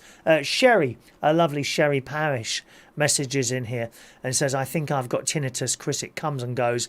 Luckily, it doesn't last long. Yeah, so, I mean, generally, I think if you're lucky, you can ignore it. I can still ignore it. I can hear it. I can hear it now. And it can get a bit annoying, but I think you have to sort of try and get on with it, if you see what I mean. Try and get on with the noise in it. It's not like a nasty noise. There are certain noises that I really don't like. One of which is cutting up a piece of concrete. And there's a bloke up, God knows what the bloody hell he cuts up over there. But he's clearly got one of those twirling saws. It's not wood. Now, funnily enough, the sound of wood being cut, to me, isn't too bad at all. It's clearly concrete that he's cutting out. And the noise does my head in. You know, if that was going on, I would have gone bad. The white noise is actually not too bad. And what I do, Sherry, is I listen for something. I have a clock quietly ticking in my room, and I listen for that. I can hear that ticking away. Tick, tick. And also on my Amazon device, it will play you hours of certain noises. Three that I particularly like are heavy rain. You just say, Amazon, play heavy rain, and it will play the rain. Okay? On very low, on volume number 1. As you see, I don't think I'm going deaf. I don't think I'm going deaf because I can hear stuff. I can hear birds singing, things being... I can hear those. It's just the constant background noise. It's here now. I can hear it now. So I can listen to that. If the air conditioning's on in the summer, I like to hear the whoosh of the air coming out. I can concentrate on that, you see. Music? No, I don't have music on at night. I might have a little bit of chanting going on, like religious chanting. That kind of does it for me. and also Amazon plays that for me. So I have the heavy rain. I have, what's the other one? Distant thunderstorm, which you get these like quiet rolls of thunder, and also babbling brook. 3 that I like. 3 that I really like. And in the morning, if I just happen to wake up at like 5 in the morning, not so much now. And it's getting dark early, don't you think? It's getting dark early and staying dark later. So in the summer, 5 o'clock in the morning, round here, 4 o'clock in the morning, the birds are bleeding singing. They're probably looking for the seeds that I've just put up. And again, that I can listen to that, and then you don't really hear the tinnitus so much because you're concentrating on something else. I think it's about training your brain, to be honest, to try and ignore that and move on to something else. Let's take another phone call, finishing 5-1. Hello, who's on the line, please? No, has that worked? Perhaps I didn't take that. Let's try that again. Hello, who's on the line? Finishing 5-1. No one. Okay. So that's my tinnitus there. Paul in Cornwall on the subject of landlines says, I don't have a landline no more. I just have a digital network system that I have on my mobile, and it's a landline with my landline number on it and a voice home phone thing too as well. Yeah, I mean, you can... all sorts of things. I think you can plug in some landlines to routers, can't you? I think. Maybe I'm wrong with that. I don't know. Hello, there's Mark Bowles with his usual messages. Do you know that message that you first sent? I think you could make it fall out, to be honest, Mark. I really do. Evening to Adrian Richardson. A very good evening to Adrian. Mike in Brighton says, hats off to Matt for his stamina. And I think my job is pressing. Yeah, I mean, wow. That trotting around on your little bike all the time, that's some going in it. 50 miles a day. Wow. I mean, when I've travelled to my sister's, usually it'll be in the morning, I'll travel to my sister on the bike. I will then stop and have lunch with her. Maybe I'll buy something on the way, or she might be doing something like a barbecue or something like that. And then I'll sit down for a while, and then I come back, and it's when I get home, my arse is killing me more than my legs. I don't know, something about that sitting on that saddle. And I've got quite a nice padded one. Actually, DJ Chris bought it for me. He knew I was doing cycling. He buys little presents now and again. People do that, don't they? And Mike says, hats off to Matt for his stamina. Hand on heart, I've never ordered a food delivery in more than 10 years. Not even a pizza. I've ordered stuff before, Mark. Certainly not on a regular basis. I remember being around my mate's house. This is 6 months or so, a long time ago now. And we ordered, I had a halloumi burger and chips that I wanted. And it's not far away, to be fair. The fish and chip shop, and he ordered, I don't know, fish and chips or something like that, and it was 25 quid. Right, he was paying on this particular occasion. Anyway, so this food comes. I said, how much was this lot? He said, I said, 25 quid? I said, you must be joking. He said, well, we've had it delivered. I said, well, why did we have it delivered? How much was the delivery? And he's like, well, I don't know. Anyway, so the next time we went in there, and you know, I think we had to ring in, something to do with the COVID thing. You couldn't just walk in. You had to ring in and pick up rather than go in there and stand there while it's all being cooked and what have you. And I think it was 15 quid. You know, £10 difference. I just think, and I know it's Matt's business, and perhaps there's one or two of you others who do the cycling for the Deliveroo and the Uber Eats, but I mean, how lazy can you be? And we just ordered that one. Now and again, he will order something to be delivered, McDonald's, and occasionally you get the little text message come up and say free delivery, you know, or delivery £2. Well, for the sake of £2, you know, you're not going to get your car out your garage, are you? Probably. But I like to walk to somewhere or cycle somewhere and pick it up like that. £10. That was an extra £10 on the, you know, because it would seem to be two price lists. There was the price list on the internet, you know, delivery price list, and then there was another price list, you know, on the board as you go in the fish and chip shop, and it's up there on the wall in front of you, and it was far cheaper to go and buy it like that. Anyway, on the subject of tinnitus again, John says, we listen to talk radio at low volume as can't sleep in silence. Well, even when I can still go to sleep with the tinnitus. Really, I can't. I don't actually have to have something on. I do sometimes, but I couldn't be listening to talking or music. It would just hold my concentration. I probably wouldn't get off to sleep like that. I do quite like. Well, I don't hear silence anymore. You see, that's the thing. I never hear silence anymore.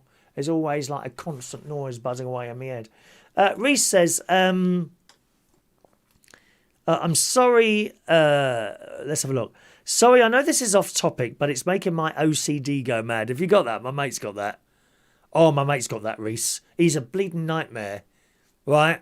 You get up of the settee to go to the toilet. He comes up and puffs the cushions up. And then when I come back down, he goes up to the toilet to check I haven't dripped anywhere. Whether it's the toilet or the sink. Oh, yeah. If you wash your hands in his sink, you then have to clean the sink so there's no drip marks. He's like just like that. I kid you not. I kid you not. Reese says, something in the background, I think it's your bus next to the house, has fallen over and it's on its side, if you didn't know. Oh, so it is, look. How long's that been like that? The whole show? There you go. This is a Lego bus. I made this. I was going to say I cooked this myself. My great nephew George bought me this as a gift when I took them all to Legoland in Windsor. He bought me that, and great niece Emily bought me a Lego rose. You will see it's over there. Look.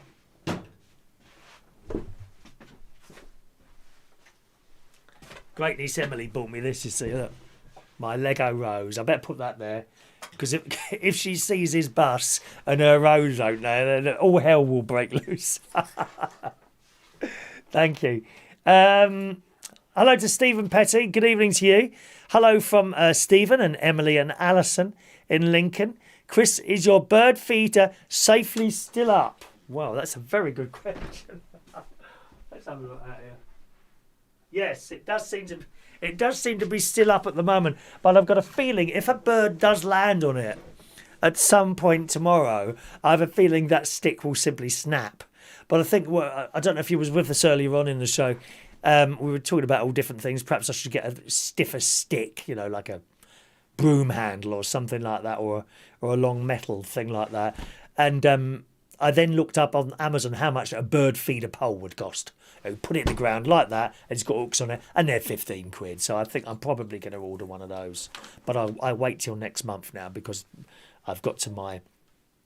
At the moment, because I didn't have so much money coming... Well, I didn't have a lot of money coming in for the whole period of time when all the pubs were closed and the savings kept going down. So at the moment, I've got a limit that... I won't tell you what it is, but I've got a very low limit on my credit card that I refuse to go over. And the last couple of months I've managed to keep under that. And we're trying to get back on top of it, but it's going to take some months for me to get there. So I'll wait now until next month, which isn't far, is it? You know, where's my calendar in here? Is it next month, next week? Hang on a minute, let me have a look. Is it next? Yes, it is. Blimey. On Wednesday, it'll be September next week. Huh? By summer. On Wednesday, the 1st of September, next week. Look at that, eh? And there we are. Summer gone. Into autumn, which isn't bad. I think we're going to have an Indian summer. I think we're going to have some very hot weather in September. It's happened many times before. Reese says, I don't think I've got OCD. Just every now and again, little things just make me go mad, and not very often at all. Anything else? Is there anything else upsetting you today, Reese, that we can correct for you? Right, we can open that phone line again just in case anyone else wants to call in. We don't usually get people calling so late now, but it's there if you want to do it. Can you just do the little like thing at the bottom of the screen? I'd appreciate if you could do that. There's a little thumbs up thing. If you just click on that, and that helps with the YouTube algorithms. All right. Matt, indeed there, was just suggesting bereavement counselling, which is one way of dealing with losing with someone. And one of the questions I wanted to ask you tonight is, how do you deal with losing someone. There is no right or wrong way of dealing with that. Now, just take a call from George Bond and I'll come to that. Good evening, George. Good evening, Chris. All right, how are you tonight? Fine. What you want to talk about tonight? I was going to mention about your bird feeder thing. Oh, yes. I make them at my work. Oh, I remember now. And you make bird boxes as well, don't you? Yeah. I remember now. Yeah, you make bird feeders, don't you? Yeah, I've seen them. How much do you charge for them? Oh, I don't know. It goes cheaper to expensive. These are the actual things that you put the seeds in, aren't they? Yeah. Those things, yeah. I'm with you. You enjoy doing that, don't you? Yeah. Do you have any in your garden yourself, George? No. Oh, do you not? Because we've got a cat. Right. Well, if you put them up high enough, the cat can't get to them, can they? We don't have anything high enough. Well, couldn't you get like a pole or something and put it in the garden, like I mentioned? No. Up high? No. Now, I don't want you shooting arrows at those poor birds when they're trying to eat out your bird feeders. Like a moving target, like they used to have on the Golden Shot. No. All right, is that all today, George? And also, the other thing, did you get my email? Because my emails are playing up. I'm very, very far behind with emails. Kind people have been sending in messages, and I'm trying to deal with lots at the same time. I sent an email about my. I've got a video. Right. I sent about my kittens. Oh, have you got kittens now? Have you? Yeah. Oh, what are they called? Angel and Lucy. Angel and Lucy the cat. That's a nice name. Angel. Angel for a cat, isn't it? Yeah. Oh, bless. So I'll have a look, and I'm sure it's in there somewhere. Okay. All right, George. Cheerio now. Yeah. Bye, George. Bye. There we are, George Bond calling in with his nightly call there. Text messages. Vera says, hello, I'm worried that the stick that you've got for the bird feeder, you'll either catapult the bird or the feeder into the neighbour's garden. I have a feeling you're absolutely right, Vera, because it is a bit springy. It's not going to stay on there. That's going to be temporary, I think. It will break soon. Daniel's on the line. Good evening, Daniel. Hello, Chris. Hello to you, sir. All right? Yes, and of course, I have to say very, sincere apologies and sorry for your loss. Thank you, Daniel. So I was actually there for the radio show yesterday. Oh, was you? Yes. I was actually right at the end, of course, when you played that record, and even I'm not normally a crying man. Even I was moved to tears. Well, that song is a song that my nephew's wife used to sing a lot to Olivia. My niece told me about it, actually. I said, is there any song that you know that she mentioned this? You're the sunshine. So you are my sunshine, my only sunshine. So I looked it up and I chose what I thought was the most suitable one. Yeah. I was allowed to ask, Chris, I don't want to pry on anything personal, but what was the actual cause of it? Was it was it COVID related? Or? She always had a bad chest. She required 24-hour care, Right. and she was attached to various machines that would bleep at certain times, day and night, and different things. One of which was like an like an oxygen detector type thing, and it has to remain at a certain level. I'm not sure at the numbers, but let's say 100, just for the sake of using numbers. 100. So if it drops down to 95, that's not good news. If it drops down to 85, that's very serious, and further down. And yes, indeed, she did pick up the COVID, Right. and she seemed to be doing all right. And then there was last week, on a particular day last week, they were having trouble keeping her stats up. That would be that number I just told you. So instead of being at 100, they just couldn't get it up there. So they then called the hospital, and they put her on a high flow oxygen thing, I think 80%. And then they reduced it after a while to 70%, and she seemed to be doing fine. And then she turned, and they had this bag thing. It's called bagging, where they put this bad thing on the mouth and they squeeze air in, and they had that on for some time, but it really didn't do anything. Yes. So, at least I know.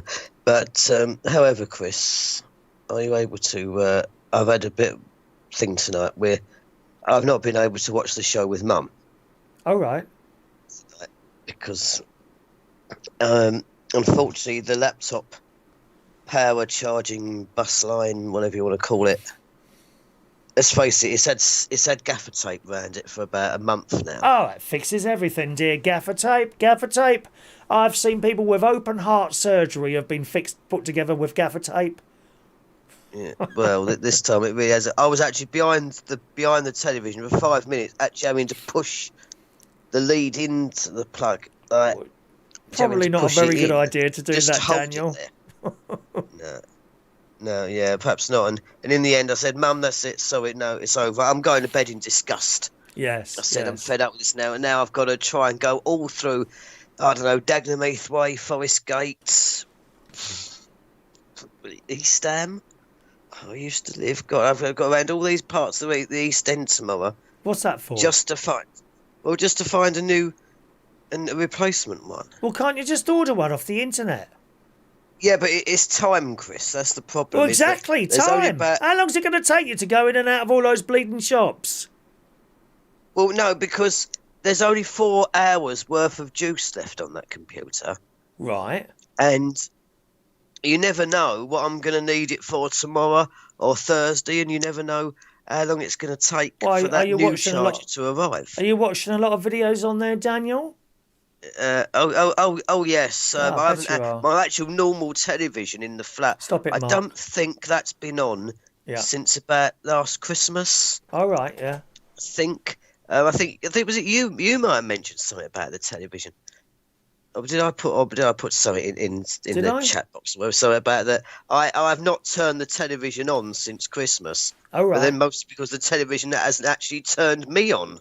No. Yeah. So the television's got to turn me on before I can turn it on. Well, at least I'm here helping you to turn yourself on, my love. Turn myself? Well, yes, that's another thing entirely. Yes. So I'm just stuck here now, lying in bed with just you on the phone, coming off YouTube, going via Skype, and then having to... I mean, Mum's left the same cuddly toy teddy bear that's been here for... ever since. It's just really a bed prop. She's left what there? Kate. Yeah, she just wanted a little something little prop for the bed, just to be there, a little bit of decoration. Right, I'm sure it looks very nice. Very nice indeed. I just feel a bit confused. I think I quite like a Paddington Bear duvet set myself. Something like that, a little Paddington Bear, or maybe a Tinkerbell one, your little fairies all over it. I quite like that over my bed. You see, my bed stuff, that doesn't match. I couldn't care less. I've got all the matching sets underneath the bed, but I just pull out a sheet, and then I pull out a pillow cover, and then I pull out a duvet cover, and they'll all be different. And, if my mate happens to come up the stairs and he said, "What's happened to your bed?" He said, "Where's all the matching sets?" I said, "Well, they're all on there at the same time." It don't bother me. It's a sheet, for Christ's sake. Why does it have to be the same colour as the duvet top or the pillowcase? No, as many colours as possible, and I'm happy. Yeah. Well, normally 2 colours to harmonise. Yes. And because does come a point, I think, when you introduce 3. Can be if it goes with the other 2, but beyond 3, then... Oh, why does that bother you? It's like these people that have to have all their plates matching the same colour as the bleeding saucepans and the paint on the wall. What's all that about? Doesn't matter. It's a plate, I know. It's like and it's a cup. She's refusing to buy a new toaster because she don't wants to wait to do till the kitchen gets done. And she now thinks you can do toast in a frying pan. I said, well, yeah, you can. Oh, you do fried in a bread? way. Fried bread. Oh my God! When's the Yeah. last time I had some of that? I'll have to order that for my nephew's house next time. Have you ever had beans on fried bread? No, normally it's Delicious. because Huh? I can't stand beans, not for the actual beans themselves, Right. but when I think Heinz, because they're probably all made by Heinz, really, even if they're own brand. They all got on them beans in tomato sauce. Now that sauce, as far as I'm concerned, tastes nothing. Probably has never seen a tomato in its life. I don't know. What's in it, It tastes very like overuse of sugar in there. It just tastes nothing like a tomato. I expect tomato sauce. I expect it to taste. I tell you, when you're talking about sugar and stuff, I tell you what seems to have become very, very sweet, and that's some of the Cadbury's and Galaxy chocolate types that they've brought out recently. There's one with honeycomb, for example. Yesterday we bought the new Galaxy orange one as well, and I'll be honest with you, it's just too sweet. And Galaxy Orange, that sounds like a new hybrid mobile phone. Orange doesn't exist, it became EE, Galaxy? didn't it? One of the worst decisions that they ever made, that making Orange EE. Orange was such a nice name and brand. Everyone knew Orange, and it became EE. And I thought, I don't like that. I didn't like the logo or the colour scheme or anything. Orange was a wonderful brand, and yet they let it go. Anyway, they're doing an Orange Galaxy, and it's horrible. And that some of these new chocolate types, done by the big manufacturers, Galaxy and Cadbury's, different types. Like I said, there's a honeycomb one. There's one with, is it Damo? Dimo? Dimo? It's got bits of something in it, and it's just incredibly sweet. It's too much. Yeah. Too much. I don't know why they're putting so much sugar in that stuff at the moment. Yeah, I think the only way that any normal person like me or you could deal with chocolate is to buy that packet in the supermarket that just says plain chocolate. Well, excuse me if you don't mind me saying so. You said anyone normal like me or you. You may well be normal. I'm certainly not normal. How dare you insult me and say that I'm normal? Normally, that's what they say the opposite about me. Funny that, isn't it? Yes. Thank you, Daniel, for your call tonight. Okay, Chris. Cheerio now. Thank you. Daniel calling in. What the hell is going on about again? Thank you very much to Stephen Petty. Stephen has sent in a super chat tonight. Oh, yes. We're getting paid for the show as well tonight. Thank you very much, Stephen. Much appreciated sending in a little super chat there. Thank you very much, Stephen. I appreciate that. Thank you. And Fran as well there. Mark Bowles says, I'd love to see his bird box like it's been run over by a bus. Oh, you're so cruel, Mark. You really are, my love. I don't know about the bike. Good. Yes. Talking about how you deal with when you lose someone, really.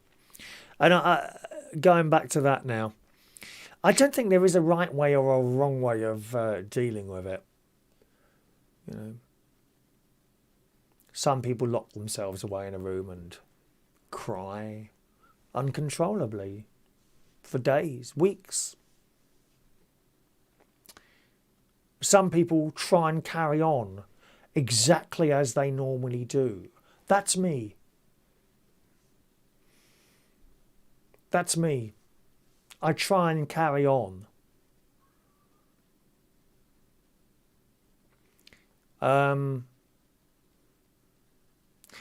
When both my mother and father died,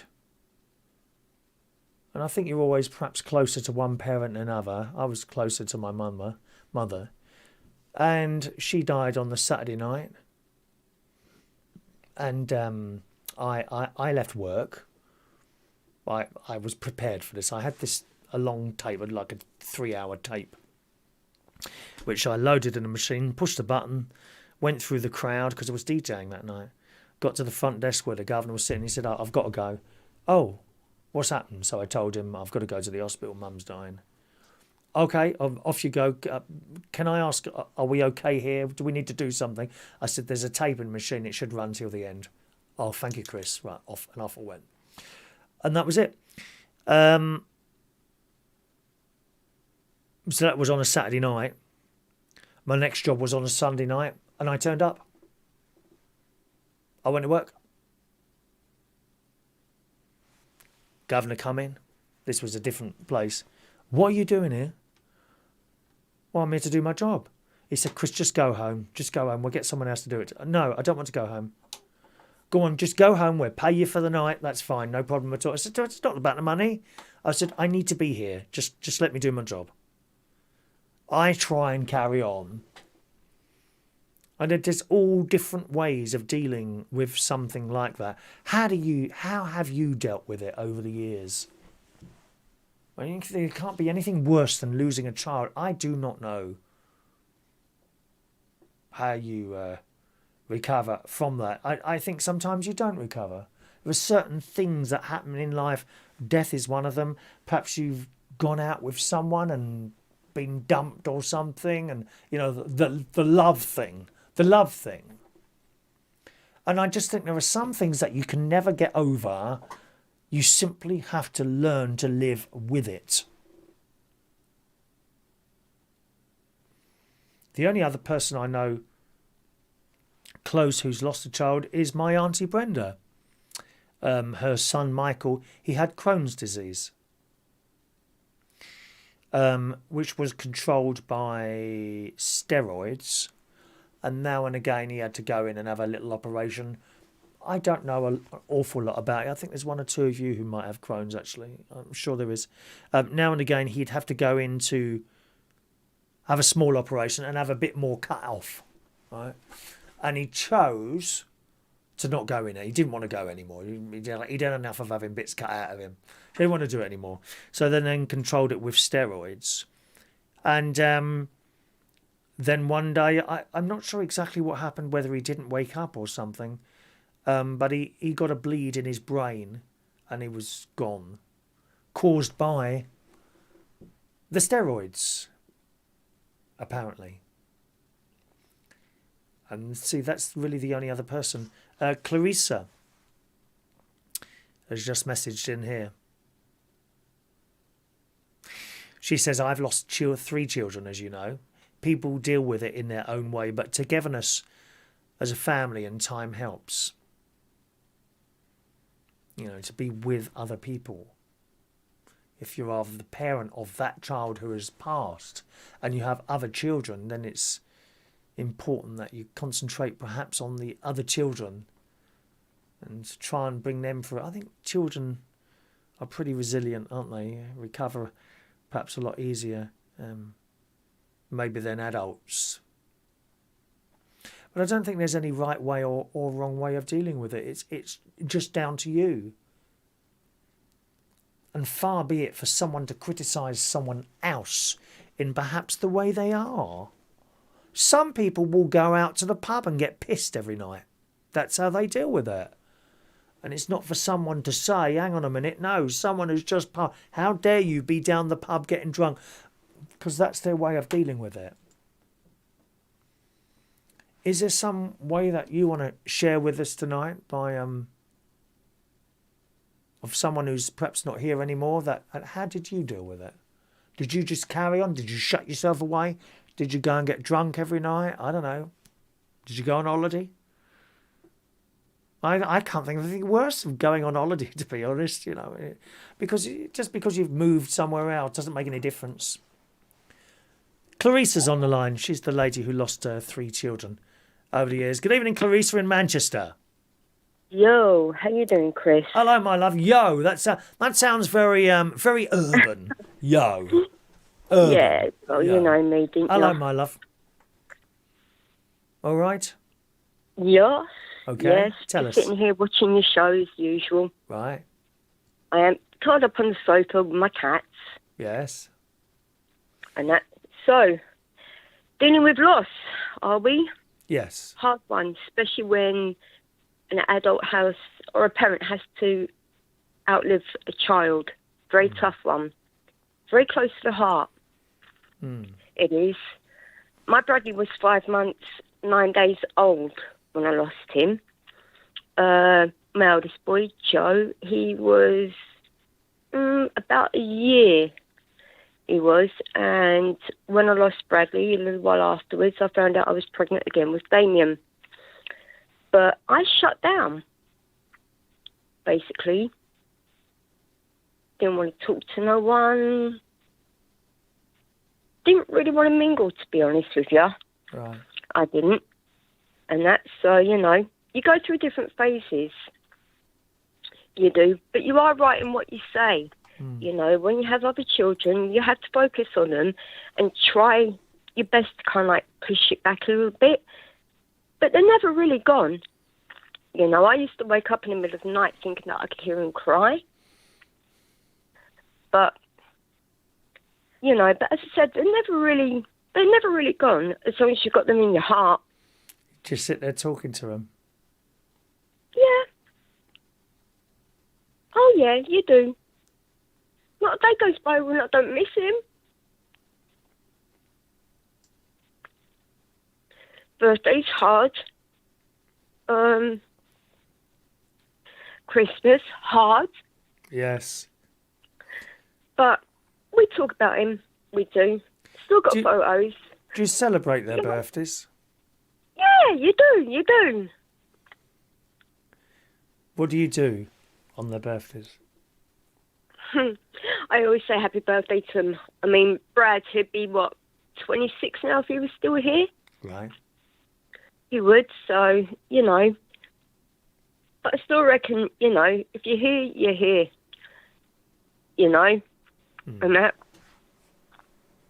So you just carry on at the end of the day. It's all you can do, isn't it? You have to carry on. Because the other alternative is joining them early. Couldn't do that. I had so many other things. I had my Joe to think of. And at the same time, I was carrying Damien. Yeah. Who I had other responsibilities. You're a very good mother, Claricea. You carry on. You try your best. Yeah, you do. And there's one place, that a band called Shinedown, who I absolutely love. They always say one thing after every single show. It's never goodbye. It's just till next time. Yeah. Till next time. That's a pretty good thing. Till next time. And we do hope that we can all meet up again at some point, don't we? Oh, God, yeah. Definitely. I remember when I was a kid and I was staying at my Auntie Susan's at the time. And my Auntie Valerie died. And I was young. I was about 6 or 7. And my cousin Mark come in. And I didn't understand. And I was like, why is everyone upset and everything? And I was crying and everything that. And it was weird because he put it in a way that a child could understand. He kind of like simplified it. And it seemed like weird at the time. But as I've got older and I've gone through loss after loss, it's like, he said, think of it as a video game and your life is a level. When you finish that level and it's not there, you've been called to another level. You go to another one, yes. Yeah, you go for another level and that. It just says, any person that dies, they've learned all they need to learn. So they need to restart and learn more in another life. I just hope it's not like Pac-Man because I don't want to get eaten by a ghost, Claricea. Oh, God, no. Imagine Donkey Kong. No, Donkey Kong, that would be even harder, jumping in barrels all the time. Yeah. But no, she was loved. We could see it all. Everyone could see how much Olivia was loved. Olivia, yeah. 6 years. 6 really good, loving years that little girl had. So, you all should be proud of yourselves, and you should be proud of Olivia as well, because she knows. And she's still around. Of course she is. She'll Yeah. always be around. Yeah, yeah. So, this bird feeder thing you were saying about this pole that goes in the ground. Yeah. Oh, the bird feeder. Yeah, yeah, go on. That you're ordering. Why don't you just get like a little mini pole, yeah, that's hollowed out, Yeah. shove it in the ground, and then use that as your base to keep it upright.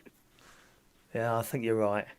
It might be a lot easier than the method. I was just showing some pictures of. I'm just showing some pictures of Olivia at the moment to people. They've probably seen the video already. Yeah. I think I'm going to go along that route actually of buying the pre-made thing there. You know. I tell you what, you did worry me up, that bleeding ladder when it wobbled. I was like, oh my God, no! Yeah, I nearly came off that, didn't I? All right, Claricea. Well, thank you very much for your comments there, my darling, all right?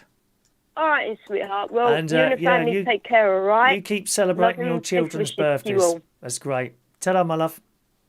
Bye. Bye, Claricea. Thank you, Claricea. And got an email here from Vera, who talks about how she coped with losing someone. I prefer to say losing someone rather than death or dying, don't you? Funny certain words. And Vera writes, my mother died 4.5 years ago, and I was the last person in the family to see her alive. We'd lived together, and she was having trouble with her heart. I took her to the hospital, and they settled her down into a ward. It was about 3 o'clock in the morning, and we chatted, had a laugh, and had a cup of tea together. I'd been there for 5 hours, and she told me to go home and have some rest. By the time I got home to get some things together for her, I got a phone call telling me to come back, but it was too late. She was gone. She was 89, going on 90, the same year. You know, Vera, I've heard that thing a few times now. Indeed, my own mother, on the very last time I saw her, I'd only been there a few moments, Kingston Hospital, and I always visited on my way into work. There was a couple of times I actually fell asleep on her. I was sitting next to her on a hospital bed, and of course I sleep in the afternoons, and the time wasn't there to sleep because I was going to the hospital instead and then going on to work. And I think there was 1 or 2 occasions I remember putting me. She was laying there, you know, in the bed, and I put my head down on the mattress, and I fell asleep. But I remember on the last day, Vera, she was within a couple of minutes of me being there. She said, "Go now, go now, go," and she kept saying "go." She kept telling me to go, and I went earlier than I wanted to go. She just kept telling me to go, so I went.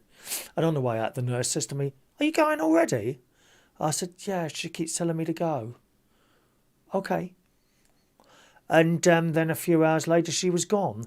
And I think sometimes you say it was your mother. I think maybe they know. Perhaps they want to protect you from the terrifying thing of watching someone go in front of you. On the other hand, it can be quite nice. I happen to know that, it's not nice that someone's gone. But my nephew told me that Olivia went very peacefully, very quietly, in kind of contradiction to when I've seen the alarms go off and her coughing. And then my nephew's wife used to have to put a plastic tube up her nose to suck the phlegm out. Yeah, it wasn't any of that. She just went to sleep. We can only hope that for ourselves, can't we? And for our loved ones, that you simply go to sleep, because there's some terrible deaths out there. Terrible deaths. when you see some of these people in hospital, where they struggle at the end. It's just awful. How lucky would we all be, everyone, you and the people you know, how lucky would we all be if we simply went to sleep and didn't wake up? Well, no worry then, all that worry. Vera says how she coped with this. And I mentioned this about drinking. It hit me hard and I started drinking heavily. I locked myself away to deal with the loss.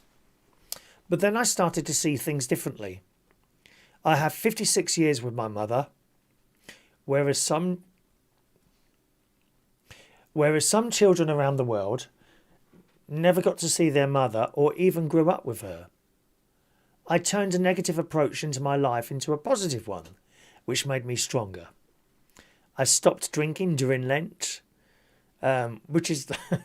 It's funny, Vera. It's a great time to give something up Lent, isn't it? Aren't we lucky that we do the Lent thing? You can do it as well. You don't have to be religious. Comes around February, March, where you decide to give something up for 6 weeks. The religious side of this is for 6 weeks. I think it's 6 weeks. Jesus suffered in the desert and all that. That's the relation to that 6 weeks of Lent. But you don't have to be religious to do it. If you want to give something up, set yourself the Lent date. You give something up for 6 weeks, and you often find you can carry it on. I did it with the Slimming World. I managed to lose 2 stone, and I kept it going for ages after that. And then, unfortunately, I had that 1 bag of cheese and onion Walker's crisps, Vera. Where are we? I locked myself away to deal with the loss. I had 56 years with my mother, whereas some children around the world never get to see their mother or even grow up with her. I turned a negative approach in my life into a positive one, which made me stronger. Stopped drinking during Lent, kept it going, quit altogether, and focused on all the happy and funny times I had with her. Every year for her birthday, we all go for a meal because she loved having her family around her. Now and again, I have the odd moment, but then she puts a smile on my face. Everyone deals with grief differently, and there's no such thing as a magic wand to make things better. There certainly is. My friends were there with me, as my family. They too were going through the same thing, but had their own family to look after. Being on your own is harder because you don't want to keep going to your family all the time to remind them when they find themselves trying to heal. Once you close the door behind you, at home, it hits you. That's exactly it. It really does. Having good friends really does help. And I don't mean the ones you see every 3 months or so. I've got 2 best friends, Paul, and another. Having too many can be quite overwhelming at times. And today, I'm a better person and still alcohol-free. So thanks very much for that, Vera. Someone's calling in, finishing 6-7. Who's on the line, please? It's Alan. Hello, Alan. How are you? Full of cold. Oh, well, it's not Alan Campbell, is it? Which Alan is that? No, Aaron. Aaron. Everybody gets my name wrong, yeah. It's my dodgy southern accent. A-A-R-O-N. Which Aaron? Do I know you? You might do, Aaron Bennett. Aaron Bennett. Hello, Aaron. Whereabouts are you? Blackpool. Ah. Do you know I've never been to Blackpool, Aaron? Oh, you must come. No, I think you lot of nutters going on that bleeding roller coaster. Sod that, mate. Oh, no, I won't go on that. Oh, I know someone that went on there, Aaron, right? And I said, what was it like? He said, Chris, you go up, and you just keep going up, and then you get to the top, and all you can see is the sea and nothing else. And then you go down and you think you're going to die. I mean, how is that a pleasurable experience, Aaron? Well, exactly. I'd rather be sitting there seeing something in Funny Girls, I think, to be honest. Probably the best way, with a pint in your hand. You know how it is. Anyway, Aaron, what you got for us? I rang in because I was listening to you, and you mentioned you knew somebody who had Crohn's who died. Yes, yes. Well, my late adopted mother, she died of Crohn's back in 2014. Right. And, I mean, I was really close to my mum. She was the first one that I actually came out to say that I'd been abused as a child.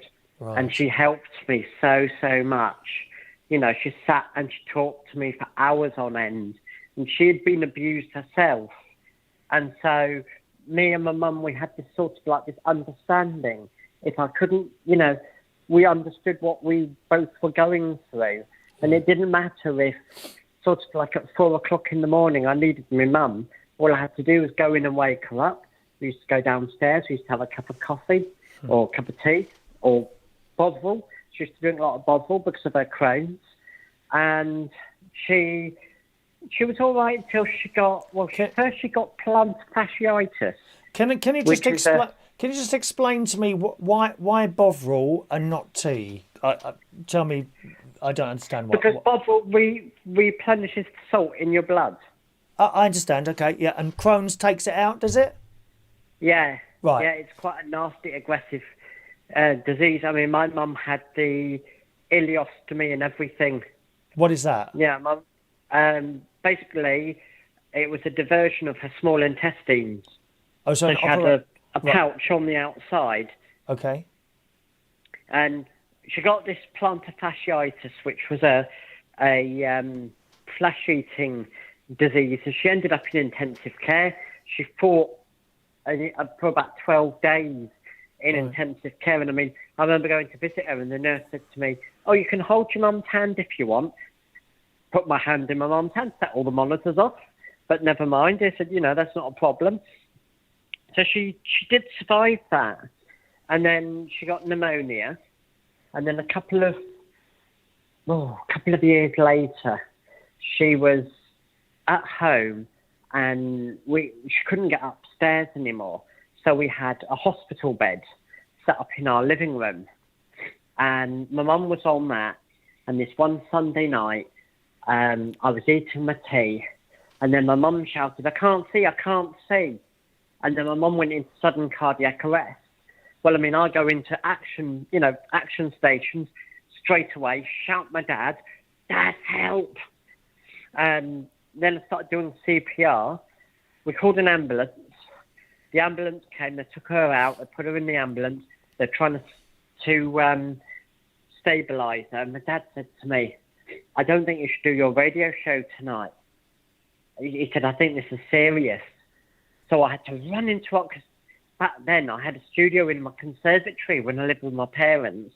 So I had to run out to the conservatory, and the person I was talking to, I said, "Cover me, this is urgent." We got mum to the hospital, and about 15 minutes later, they pronounced her dead. And of course, that really, really upset me and my dad.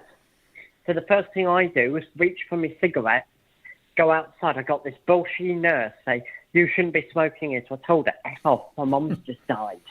Yeah. That seemed shut her up. And then, unfortunately, we had another death in the family a year later. My 90-year-old grandma, she died of lung cancer. And then my biological grandmother died 3 years later of skin cancer. So in my family, we've had nothing but death. It's been awful. My auntie with COPD, she died as well, not so long ago. What do you do when someone dies? Is there something that you kind of do? Do you just try and carry on, or do you start drinking, or go, or I carry on, but the one thing I do, and I find it's very useful for my mental health, is I use my cat. Your cats? And I've got two of them, and my Bengal, who's have you got a Bengal cat? Oh, yeah, I've got a Bengal. Oh, send me a picture. Send me a picture. I will. Yeah. She's gorgeous. She's here with me now, and whenever They're big, I'm aren't bad they? with my mental health, that's who I go to. And when I feel sad, it's Peppy I'll go to. And she'll sit here and she'll purr and she'll meow. And she's always been there for me over the last 3 years. I mean, it's like, I've been ill. I've been stuck in bed a lot. Peppy hasn't moved from my side. She's a brilliant friend. They know when you're ill, animals. I mean, it's about 12 years ago, I knew there was something wrong with me, because I was constantly tired permanently tired from the moment I got up. I was at my sister's house. I think it was a Christmas Eve or a Christmas time or something like that. I was just permanently tired. I was laying on this settee, and this dog came in. Duchess, her name was. She was a black Labrador thing, and it came into me and stopped. It then jumped up and just laid across me. This dog. They know when there's something wrong. Pets. Oh, they do. They do. I mean, it's like with because I've got PTSD quite badly. I've had Peppy nudge me to say, "You need to go to hospital, Daddy. You need to go and get help." She will tell me. Right. What is that? Is that a depression thing, PTSD? It's post-traumatic stress disorder. Okay. What is that exactly? That is where you've suffered a trauma of some kind. It may be that you'd witnessed an accident that was quite nasty, like a train derailment or something. Right. Or in my case, it's trauma from abuse. Right. And there are other ways that can cause PTSD. But yeah, I have it quite badly. And if it wasn't for Peppy, I don't think I'd be here. She's brilliant. Pets are very important in people's lives. Peppy, she's my emotional support animal. I don't know if you know that there is a register where you can register your pet as a emotional support animal for people with mental health. Oh, and they take them round, don't they? Is this the one where they bring you a cat? No. You're thinking of pets as therapy. Yeah. Okay. This is where you've got your own animal. It could be a cat, it could be a dog. I've even seen rabbits done for this. Yeah. And they are registered to you, and it's a widely known organisation that helps people through their pets. Right, I'm with you. Peppy is my emotional support animal, and she's lovely, but she's rolling around on the floor like an idiot at the moment. But when I need her, she's there. The trouble is with rabbits. If they like you, they piss on you, don't they? Oh yeah, I mean we had rabbits. We used to have rabbits when my mum was still alive. When she was in her last months. We had two rabbits. We had a black one, right, and we had a grey one called Sooty and Sweep. Well, Sweep used to basically try to bonk the Sooty. So my mum would shout, "Love, the rabbits are at it again." So my dad would be, "Oh, Joey, go down," because that's what I call me as a nickname. "Joey, go down and sort it out." Well, so okay, go down, get the rabbit out, turn the ironing basket upside down, stick it in there for 10-minute timeout, go and have a fag, put it back in the hutch, go back to bed, and then 20 minutes later, "Love, they're fighting again." And I'm like, "Oh, for God's sake, mother." I see some gorgeous rabbits actually in the Mabel. Where are you again? Blackpool. You're Blackpool. Blackpool. Right? You're Blackpool. Yeah. I see some really lovely rabbits at the seal sanctuary in Mablethorpe, which is one of the last. Near Skegness? That's right. Yes, Mablethorpe near Skegness. There's a seal sanctuary there.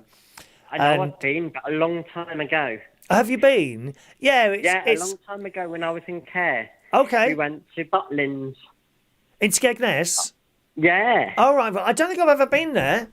I don't think we've been there. I'd like to go there, actually. Butlins. Have you been to the Bognor one? I think I've been to the Bognor one, and that was when my mum and dad were alive, and they took my niece and nephew there for a little holiday, and I think I went down there for one day, just one day. Yeah, I think 1996, which was year before I went back into care. When would that have been? So it was the year I went back into care. I think that was the last time I went. No, hang on. I went in 2001. Okay. With my second foster parents, who were lovely. And what's even worse, that my foster mum, she was lovely. She was Swiss. She had lovely long blonde hair and blue eyes. She was such a lovely lady. The cancer got her as well. Oh. And it was just nice that her daughter has sent me a load of photos of her mum, and there's pictures of me and stuff. So I've got a living legacy to her because I can see her whenever I want to see her. Yeah. Start with my mum. My radio station, that was set up with my mum and a few other people, and it's a testament to her because 8 years later, we're still going. And what is your radio station called? Shout Radio. Oh, you're the same person as Matt. Yeah. Oh, okay. You know Matt, do you, quite well? Yeah, in fact, Matt is in the other room. I'm out in the hallway. Oh, I understand now. And he's in the living room listening to me. Oh, I get it now. Okay, I get it now. I get the setup there. So you're on there as well. So when are you on there? What do you have a regular time? I do. I have Sunday evenings and Monday afternoons. And what do you do on there? Do you just play music or do you talk or what? I talk as well. I play all sorts of different music. Yeah. 70s, 80s, 90s, bit of the noughties, bit of the 10s. Okay. Sometimes I do a themed show depending on what's going on. And I always do a featured artist at the end of my show. And that goes back to the days when I first started doing this show that I do now. Yes. I've been doing it for yonks because I used to do hospital radio. Oh, yes, that's a good way in, yes, yeah. You see, the trouble is, I don't want to go too far into the radio thing because we've done that so many times now. The trouble is there isn't really anywhere for you or me to go anymore on radio to do what we want to do. We might be able to get on there, but if you do, you'll have to do what they want you to do and not what you want to. And that's why there's so much talent on internet radio of people who do damn good shows, but there's nowhere for us to go. That's where we are, on the internet radio, and it's not going to go any further because they don't want you to say that and they don't want you to play that. Oh well, I'd rather do as well as I'm doing. You know, and I'm sure you do a little show like you say you're doing your little shows there, and I expect it sounds exactly as you want it to sound, the same as mine does. Oh, yeah.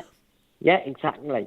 And I mean, we even got to the point where we were trying to set up a community base and all of that fell through. We had an office and everything ready.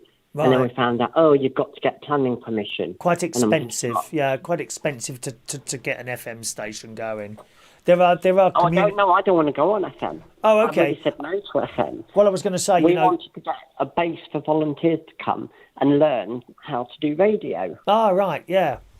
Okay. And it was only because somebody said, you might need planning permission. And then I rang up planning and they said, yes, you do. Right. But the whole thing fell apart. Oh, it's just all the paperwork. I mean, when you can sit in a bedroom and just spout your stuff off, why would you want to bother with all that? You know what I mean? don't do it from my bedroom. I do it from my living room. Yeah. I've got about 10 grand's worth of kits out here. That's good. That's good. That's good. All right. Well, thanks for calling in, Aaron. Yeah, not a First problem. time speaking to keep you. up the hard work.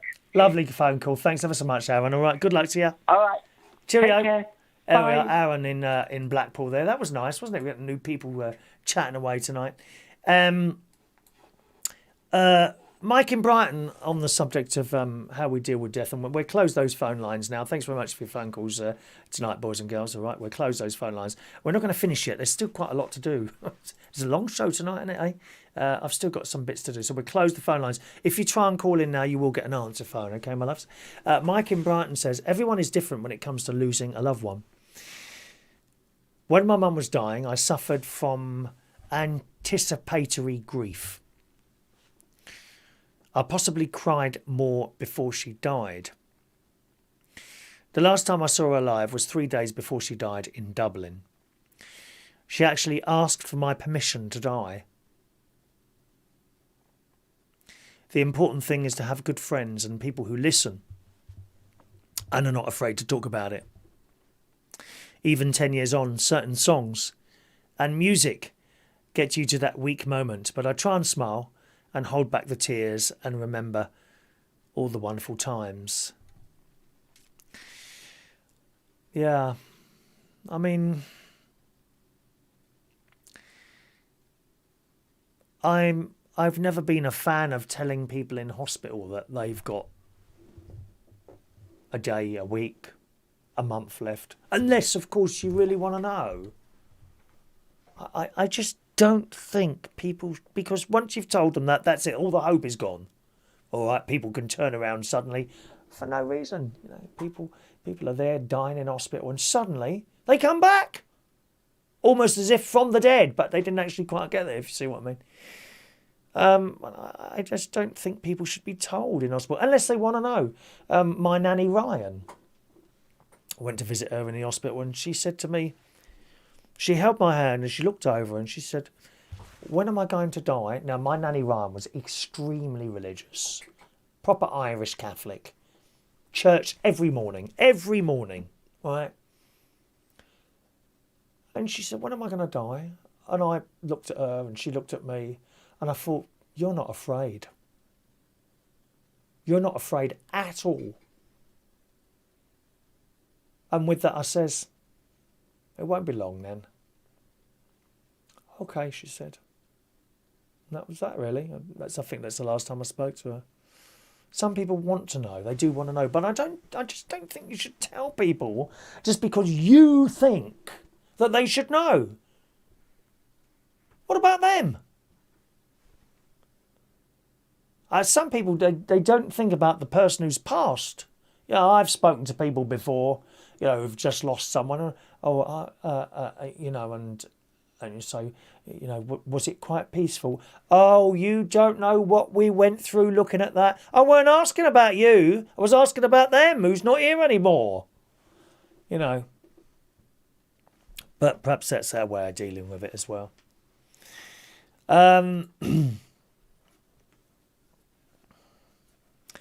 Thank you, Mark. Thank you, Mark. Vera says, I think you're right, Chris. My mother didn't want me to be there because she knew she was going. Oh, I'm convinced of that. I'm sure that there's a lot of people that tell people to go because they know and they don't want you to put through that. And you see, the thing is, you don't know until it's you, do you? You don't really know until it's you. Perhaps you want to be alone at that point. Maybe you don't want all these crowds of people around. There's nothing worse than everyone turning up at hospital at the same time, is there? That's a dead giveaway. Excuse the pun. It's a dead giveaway. Oh, can you hear those dogs barking? That means I've got someone on camera.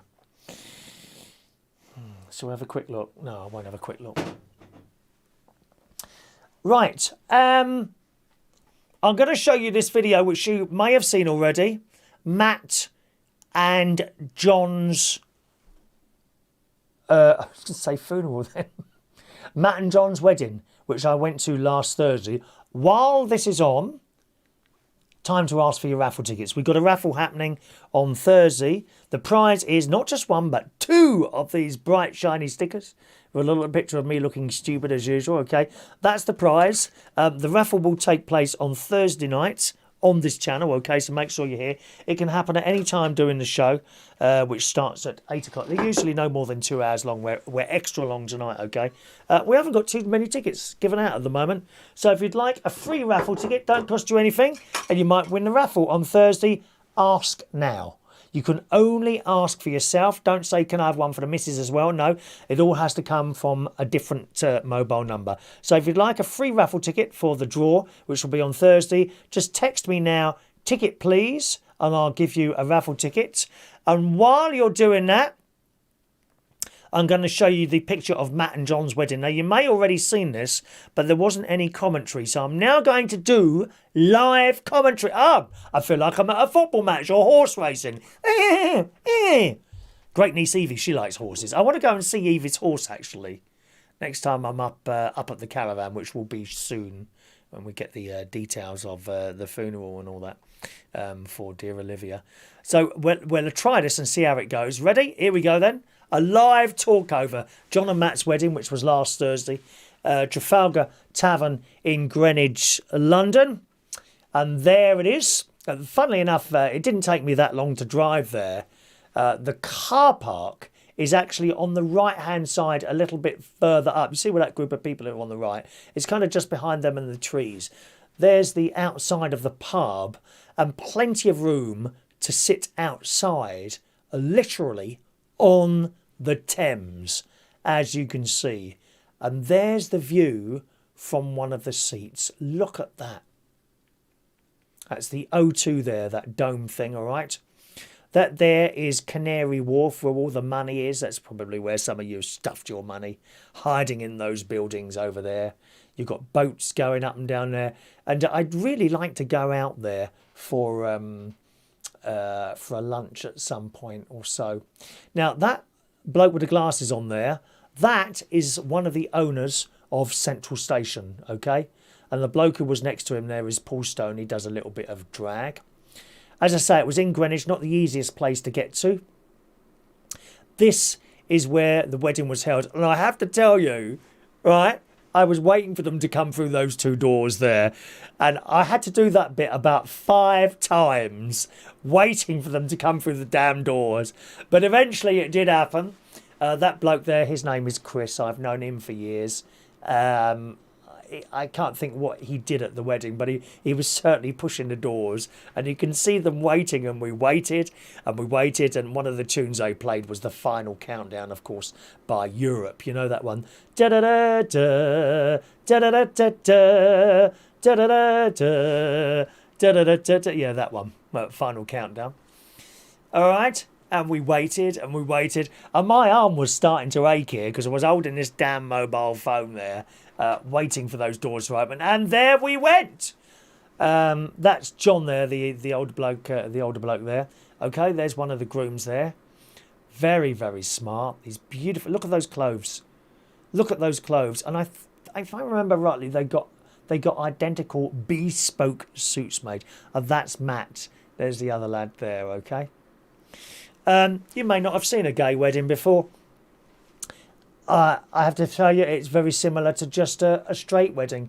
That bloke there doing the thing, his name is Dave. I know him very well. He'd done the ceremony and he'd done the old talking bits there. And we'll have a little listen to those, some of the talking bits in a moment or two. There you can see the room there, right? And the backdrop was just amazing. There's the lady getting the book ready for them to sign. And we'll just have a little, perhaps, listen to what's going on when they're doing their talking bits, all right? Hope you can hear that all right. I do solemnly declare that I know not of any lawful impediment why I, Matthew David Gardner, may not be joined in matrimony to John Graham Joseph Leslie. Thank you. After that hard work, I probably think you need to take a little rest. So if you'd like to take a seat, you do. Would you like to turn Matt if you want? John, do you take Matt to be your lawful wedded husband, to love, cherish and be faithful to him for the rest of your lives together? I do. Matt, do you take John to be your lawful wedded husband, to cherish and be faithful to him for the rest of your lives together? I do. We've now come to the legal declarations where you become husband and husband, so you're already holding hands, that's brilliant. John, you're going to say these words to Matt. I call upon these persons here present to witness that I, John, do take thee, Matt, to be my lawful wedded husband. I call upon these persons here present to witness that I, Matt, do take thee, John, to be my lawful wedded husband. And we seal the contract we just made with the exchange of a ring. So can I ask John and Emma to come forward, please? And John, have you got the ring that John's going to give to Matt? So take that out of the back, box down. As you can see there, they were doing the exchange of rings at this point, which goes on a little bit. Okay, let's see if we can just scroll on a little bit there. And we'll get the bit where they were married.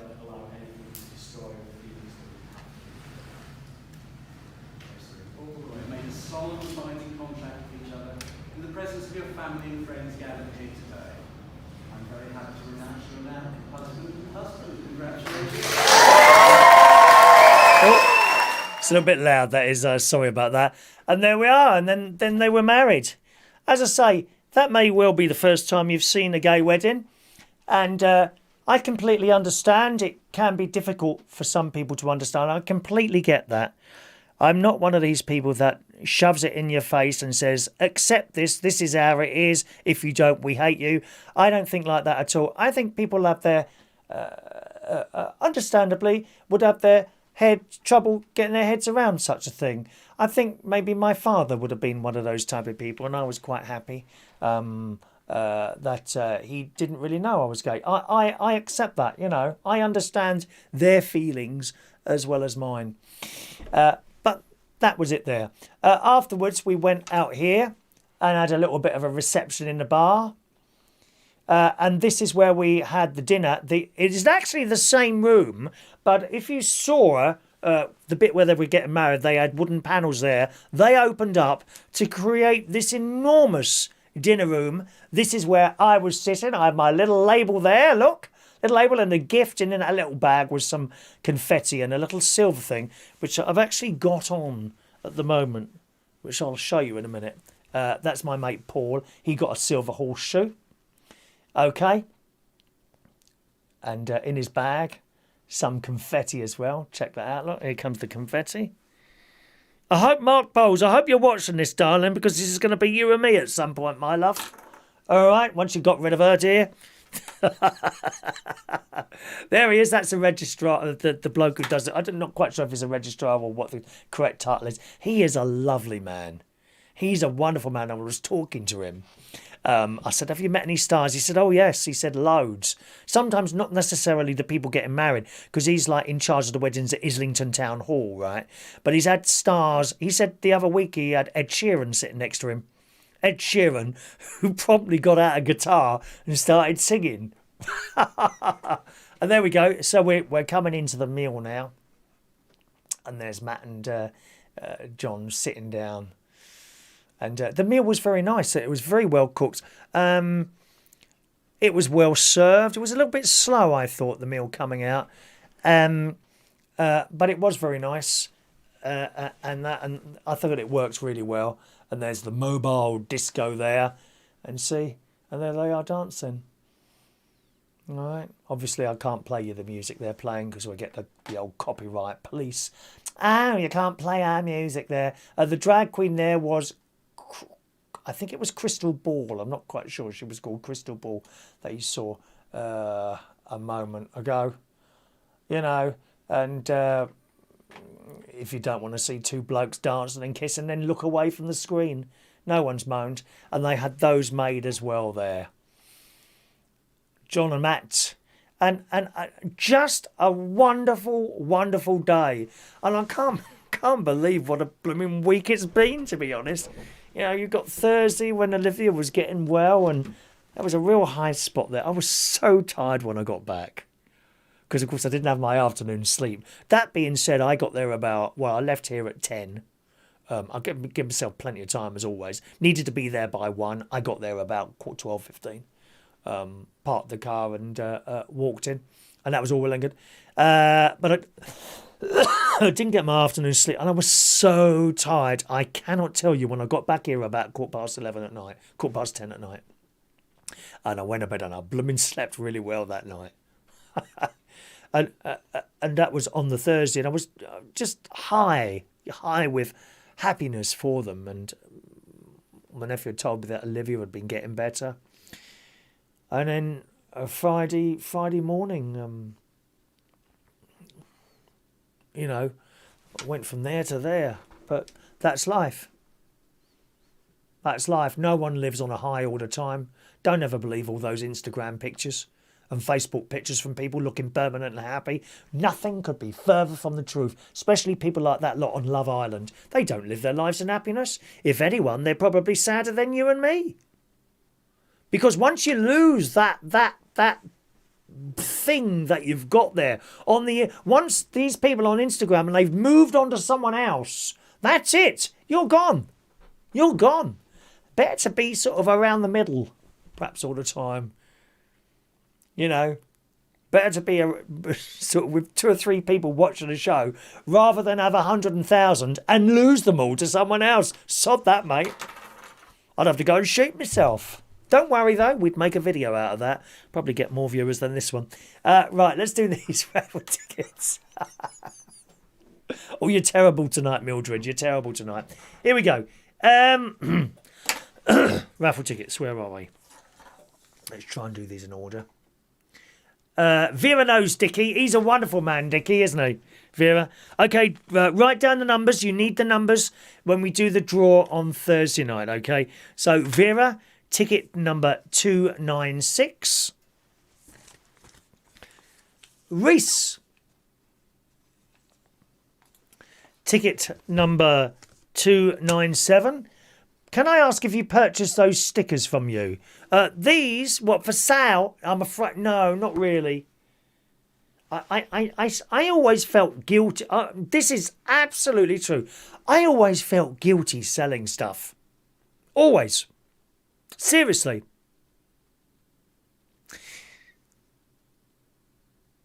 Stuff costs so much to buy, right?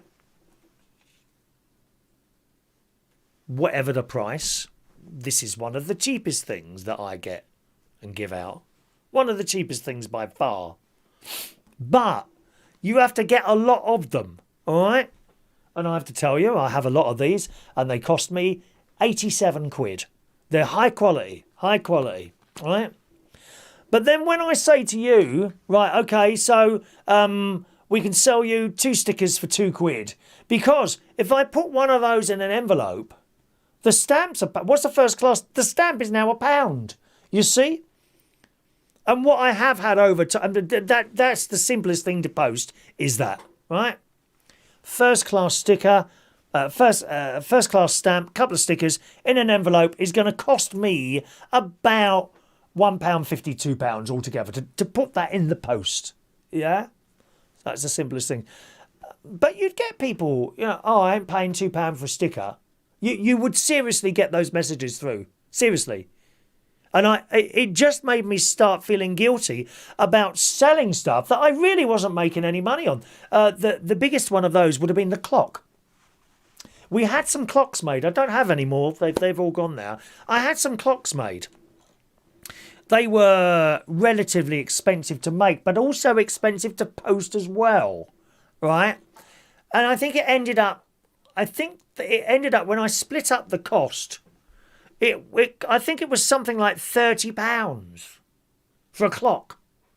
The difference is between that clock and perhaps the one that I have in front of me here. That one. Can you see that? Yeah. That one there. The difference between my one and that one is that my one had the logo on it, which was basically a piece of cardboard behind it. But nevertheless, that had to be ordered and someone had to make it and it had to be paid for. And I bought 5 clocks. I can't remember what 5 clocks cost me. But when you split up the price and added the postage to it, it ended up that it would cost about £30 to send a clock out. Now, you can go on Amazon and get a clock, just like the one on the wall there. Perhaps not that, but that's a proper radio clock that my dear friend Denise and Alton bought me. They do radio as well. But you can buy a basic plastic clock off Amazon for £5 and have it delivered because they've got the network of deliverers, you know. For me to send out that clock cost me £30. And I know Rachel bought one. And I felt incredibly guilty selling her a clock for £30 when I've already paid out for that clock. And that's one of the reasons I stopped selling stuff. And then mugs. Mugs were quite popular. Again, the mugs cost... do you know, I can't remember what the mugs cost now. I can't remember what the mugs cost. I think whenever I sent one out, it would be costing me about 12, 13 or 14 quid, with the postage as well. And again, I sold a couple of those and I'd feel guilty at actually pay. So no, I don't really sell anything anymore. I just do it as prizes. The prizes we're giving out at the moment are prizes left over from the bingo. Okay. The bingo and stuff like that. That's what the prizes are that give out. So I'll have to turn you down on that, Reese, and I'm afraid you'll just have to win one, and that's how it works. All right. So no, I don't. I know you'll find that stupid. Perhaps I'm just a bad businessman. I don't know. But I did feel incredibly guilty at selling stuff. Anyway, did I give you your number, Reese? Where is it gone now? I've given you your number, haven't I? Is that you there? No, that's Vera. There's Vera. Hang on. That's got to be you there, isn't it? There we are. Reese, 297 for you, Reese, all right? 297 for you.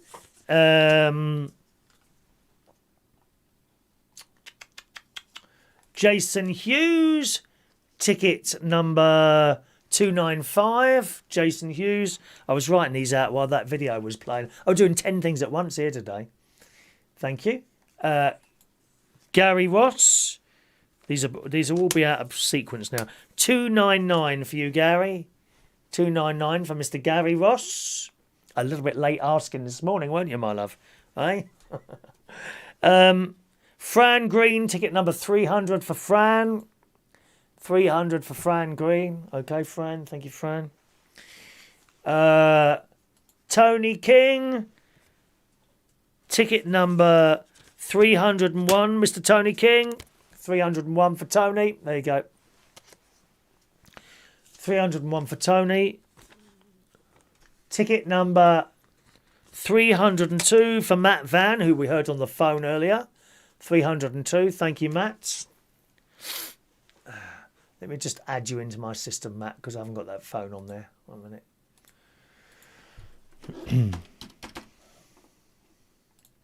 Do you know, I'm dying for a cup of tea now. You sure you can't jump on that bike and bring me round a cup of Starbucks tea? Starbucks tea's all right, isn't it?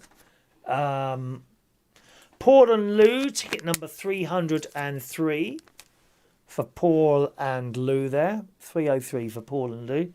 Thank you, Paul and Lou. We got... Where else are we? Where's all those other names got? Oh, there they are. John Paris, ticket number 298. Sorry, these numbers are out of sequence now. 298 for John Parish. Thank you.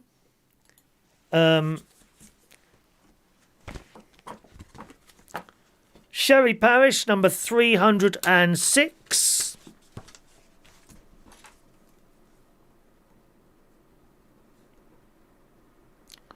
$306 for Sherry. Do join us on Thursday night for the raffle, okay? $306 for Sherry. By the way, gang, if you listen to the radio show in the morning, I'm back on there tomorrow morning. That's at 9 o'clock tomorrow morning, okay? Just after the 9 o'clock news, reachonair.com. If you're there tomorrow, we do give out the tickets on that show as well, okay? Works the same as there. You only have 10 minutes from when I say... Anyone want a raffle ticket, ask now. You then have 10 minutes from that moment to claim your raffle ticket. And once 10 minutes is over, too late. All right? That's how it works. Okay? And you will be able to get some if you're with us for tomorrow morning's radio show. It's music, chat and fun on the radio every morning at 9 o'clock. A show that I just absolutely love doing, that show. I better check the emails. I haven't checked the emails for a while. I'll check those in a moment for you, gang. Okay? Thank you, Maureen. Ticket number 305. She says she's found the show very interesting tonight. Yes, I have as well. It's been a great show. When you get nice lot of calls coming in like that, rather than calls like... There's nothing wrong with calls, you know. All right, just ringing in to say hello. But they were very interesting calls tonight, weren't they, Maureen? Thank you. There's my Mark. He's probably at this moment selecting a suit to marry me in. 304, Mark. By the way, Mark, we don't have to have anything as fancy as that pub, Mark. I'm quite happy with perhaps a local scout hut or something like that, with a couple of trellis tables and sandwiches. You'll be able to bring your ex then, won't you, Tina? She can come and do the sandwiches and the crisps. Eh? She can... I don't mind. She can work beyond the bar. I don't have a problem with you bringing an ex. Bring Tina, my love. She can sit there and hand out those sandwiches with the curled up corners, because they go a bit like that after they've been out for a while, don't they? We'll do it on the cheap. Don't worry about that. Hello to Colin Keenan. Hello, Colin. Hello to you. Ticket number 307 for Colin. Thank you, Colin. Ticket 307 for you. Claricea says, but it was nice to enjoy a wedding as a guest and not being the DJ. Yes, but you kind of don't know what to do.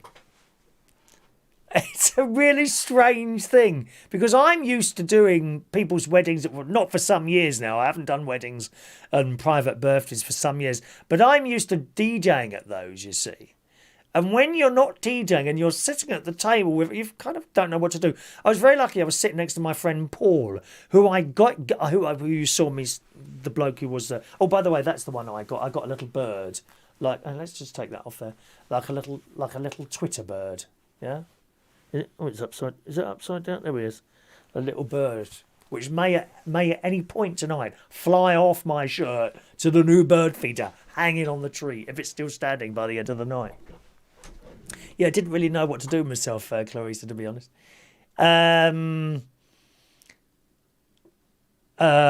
Reese says, I'm not a bad businessman. You're just a bit kind and honest, and I understand why you wouldn't want to sell stuff. Yeah, that really is the reason. We also used to do a super chat raffle, right? Because people would send in super chats.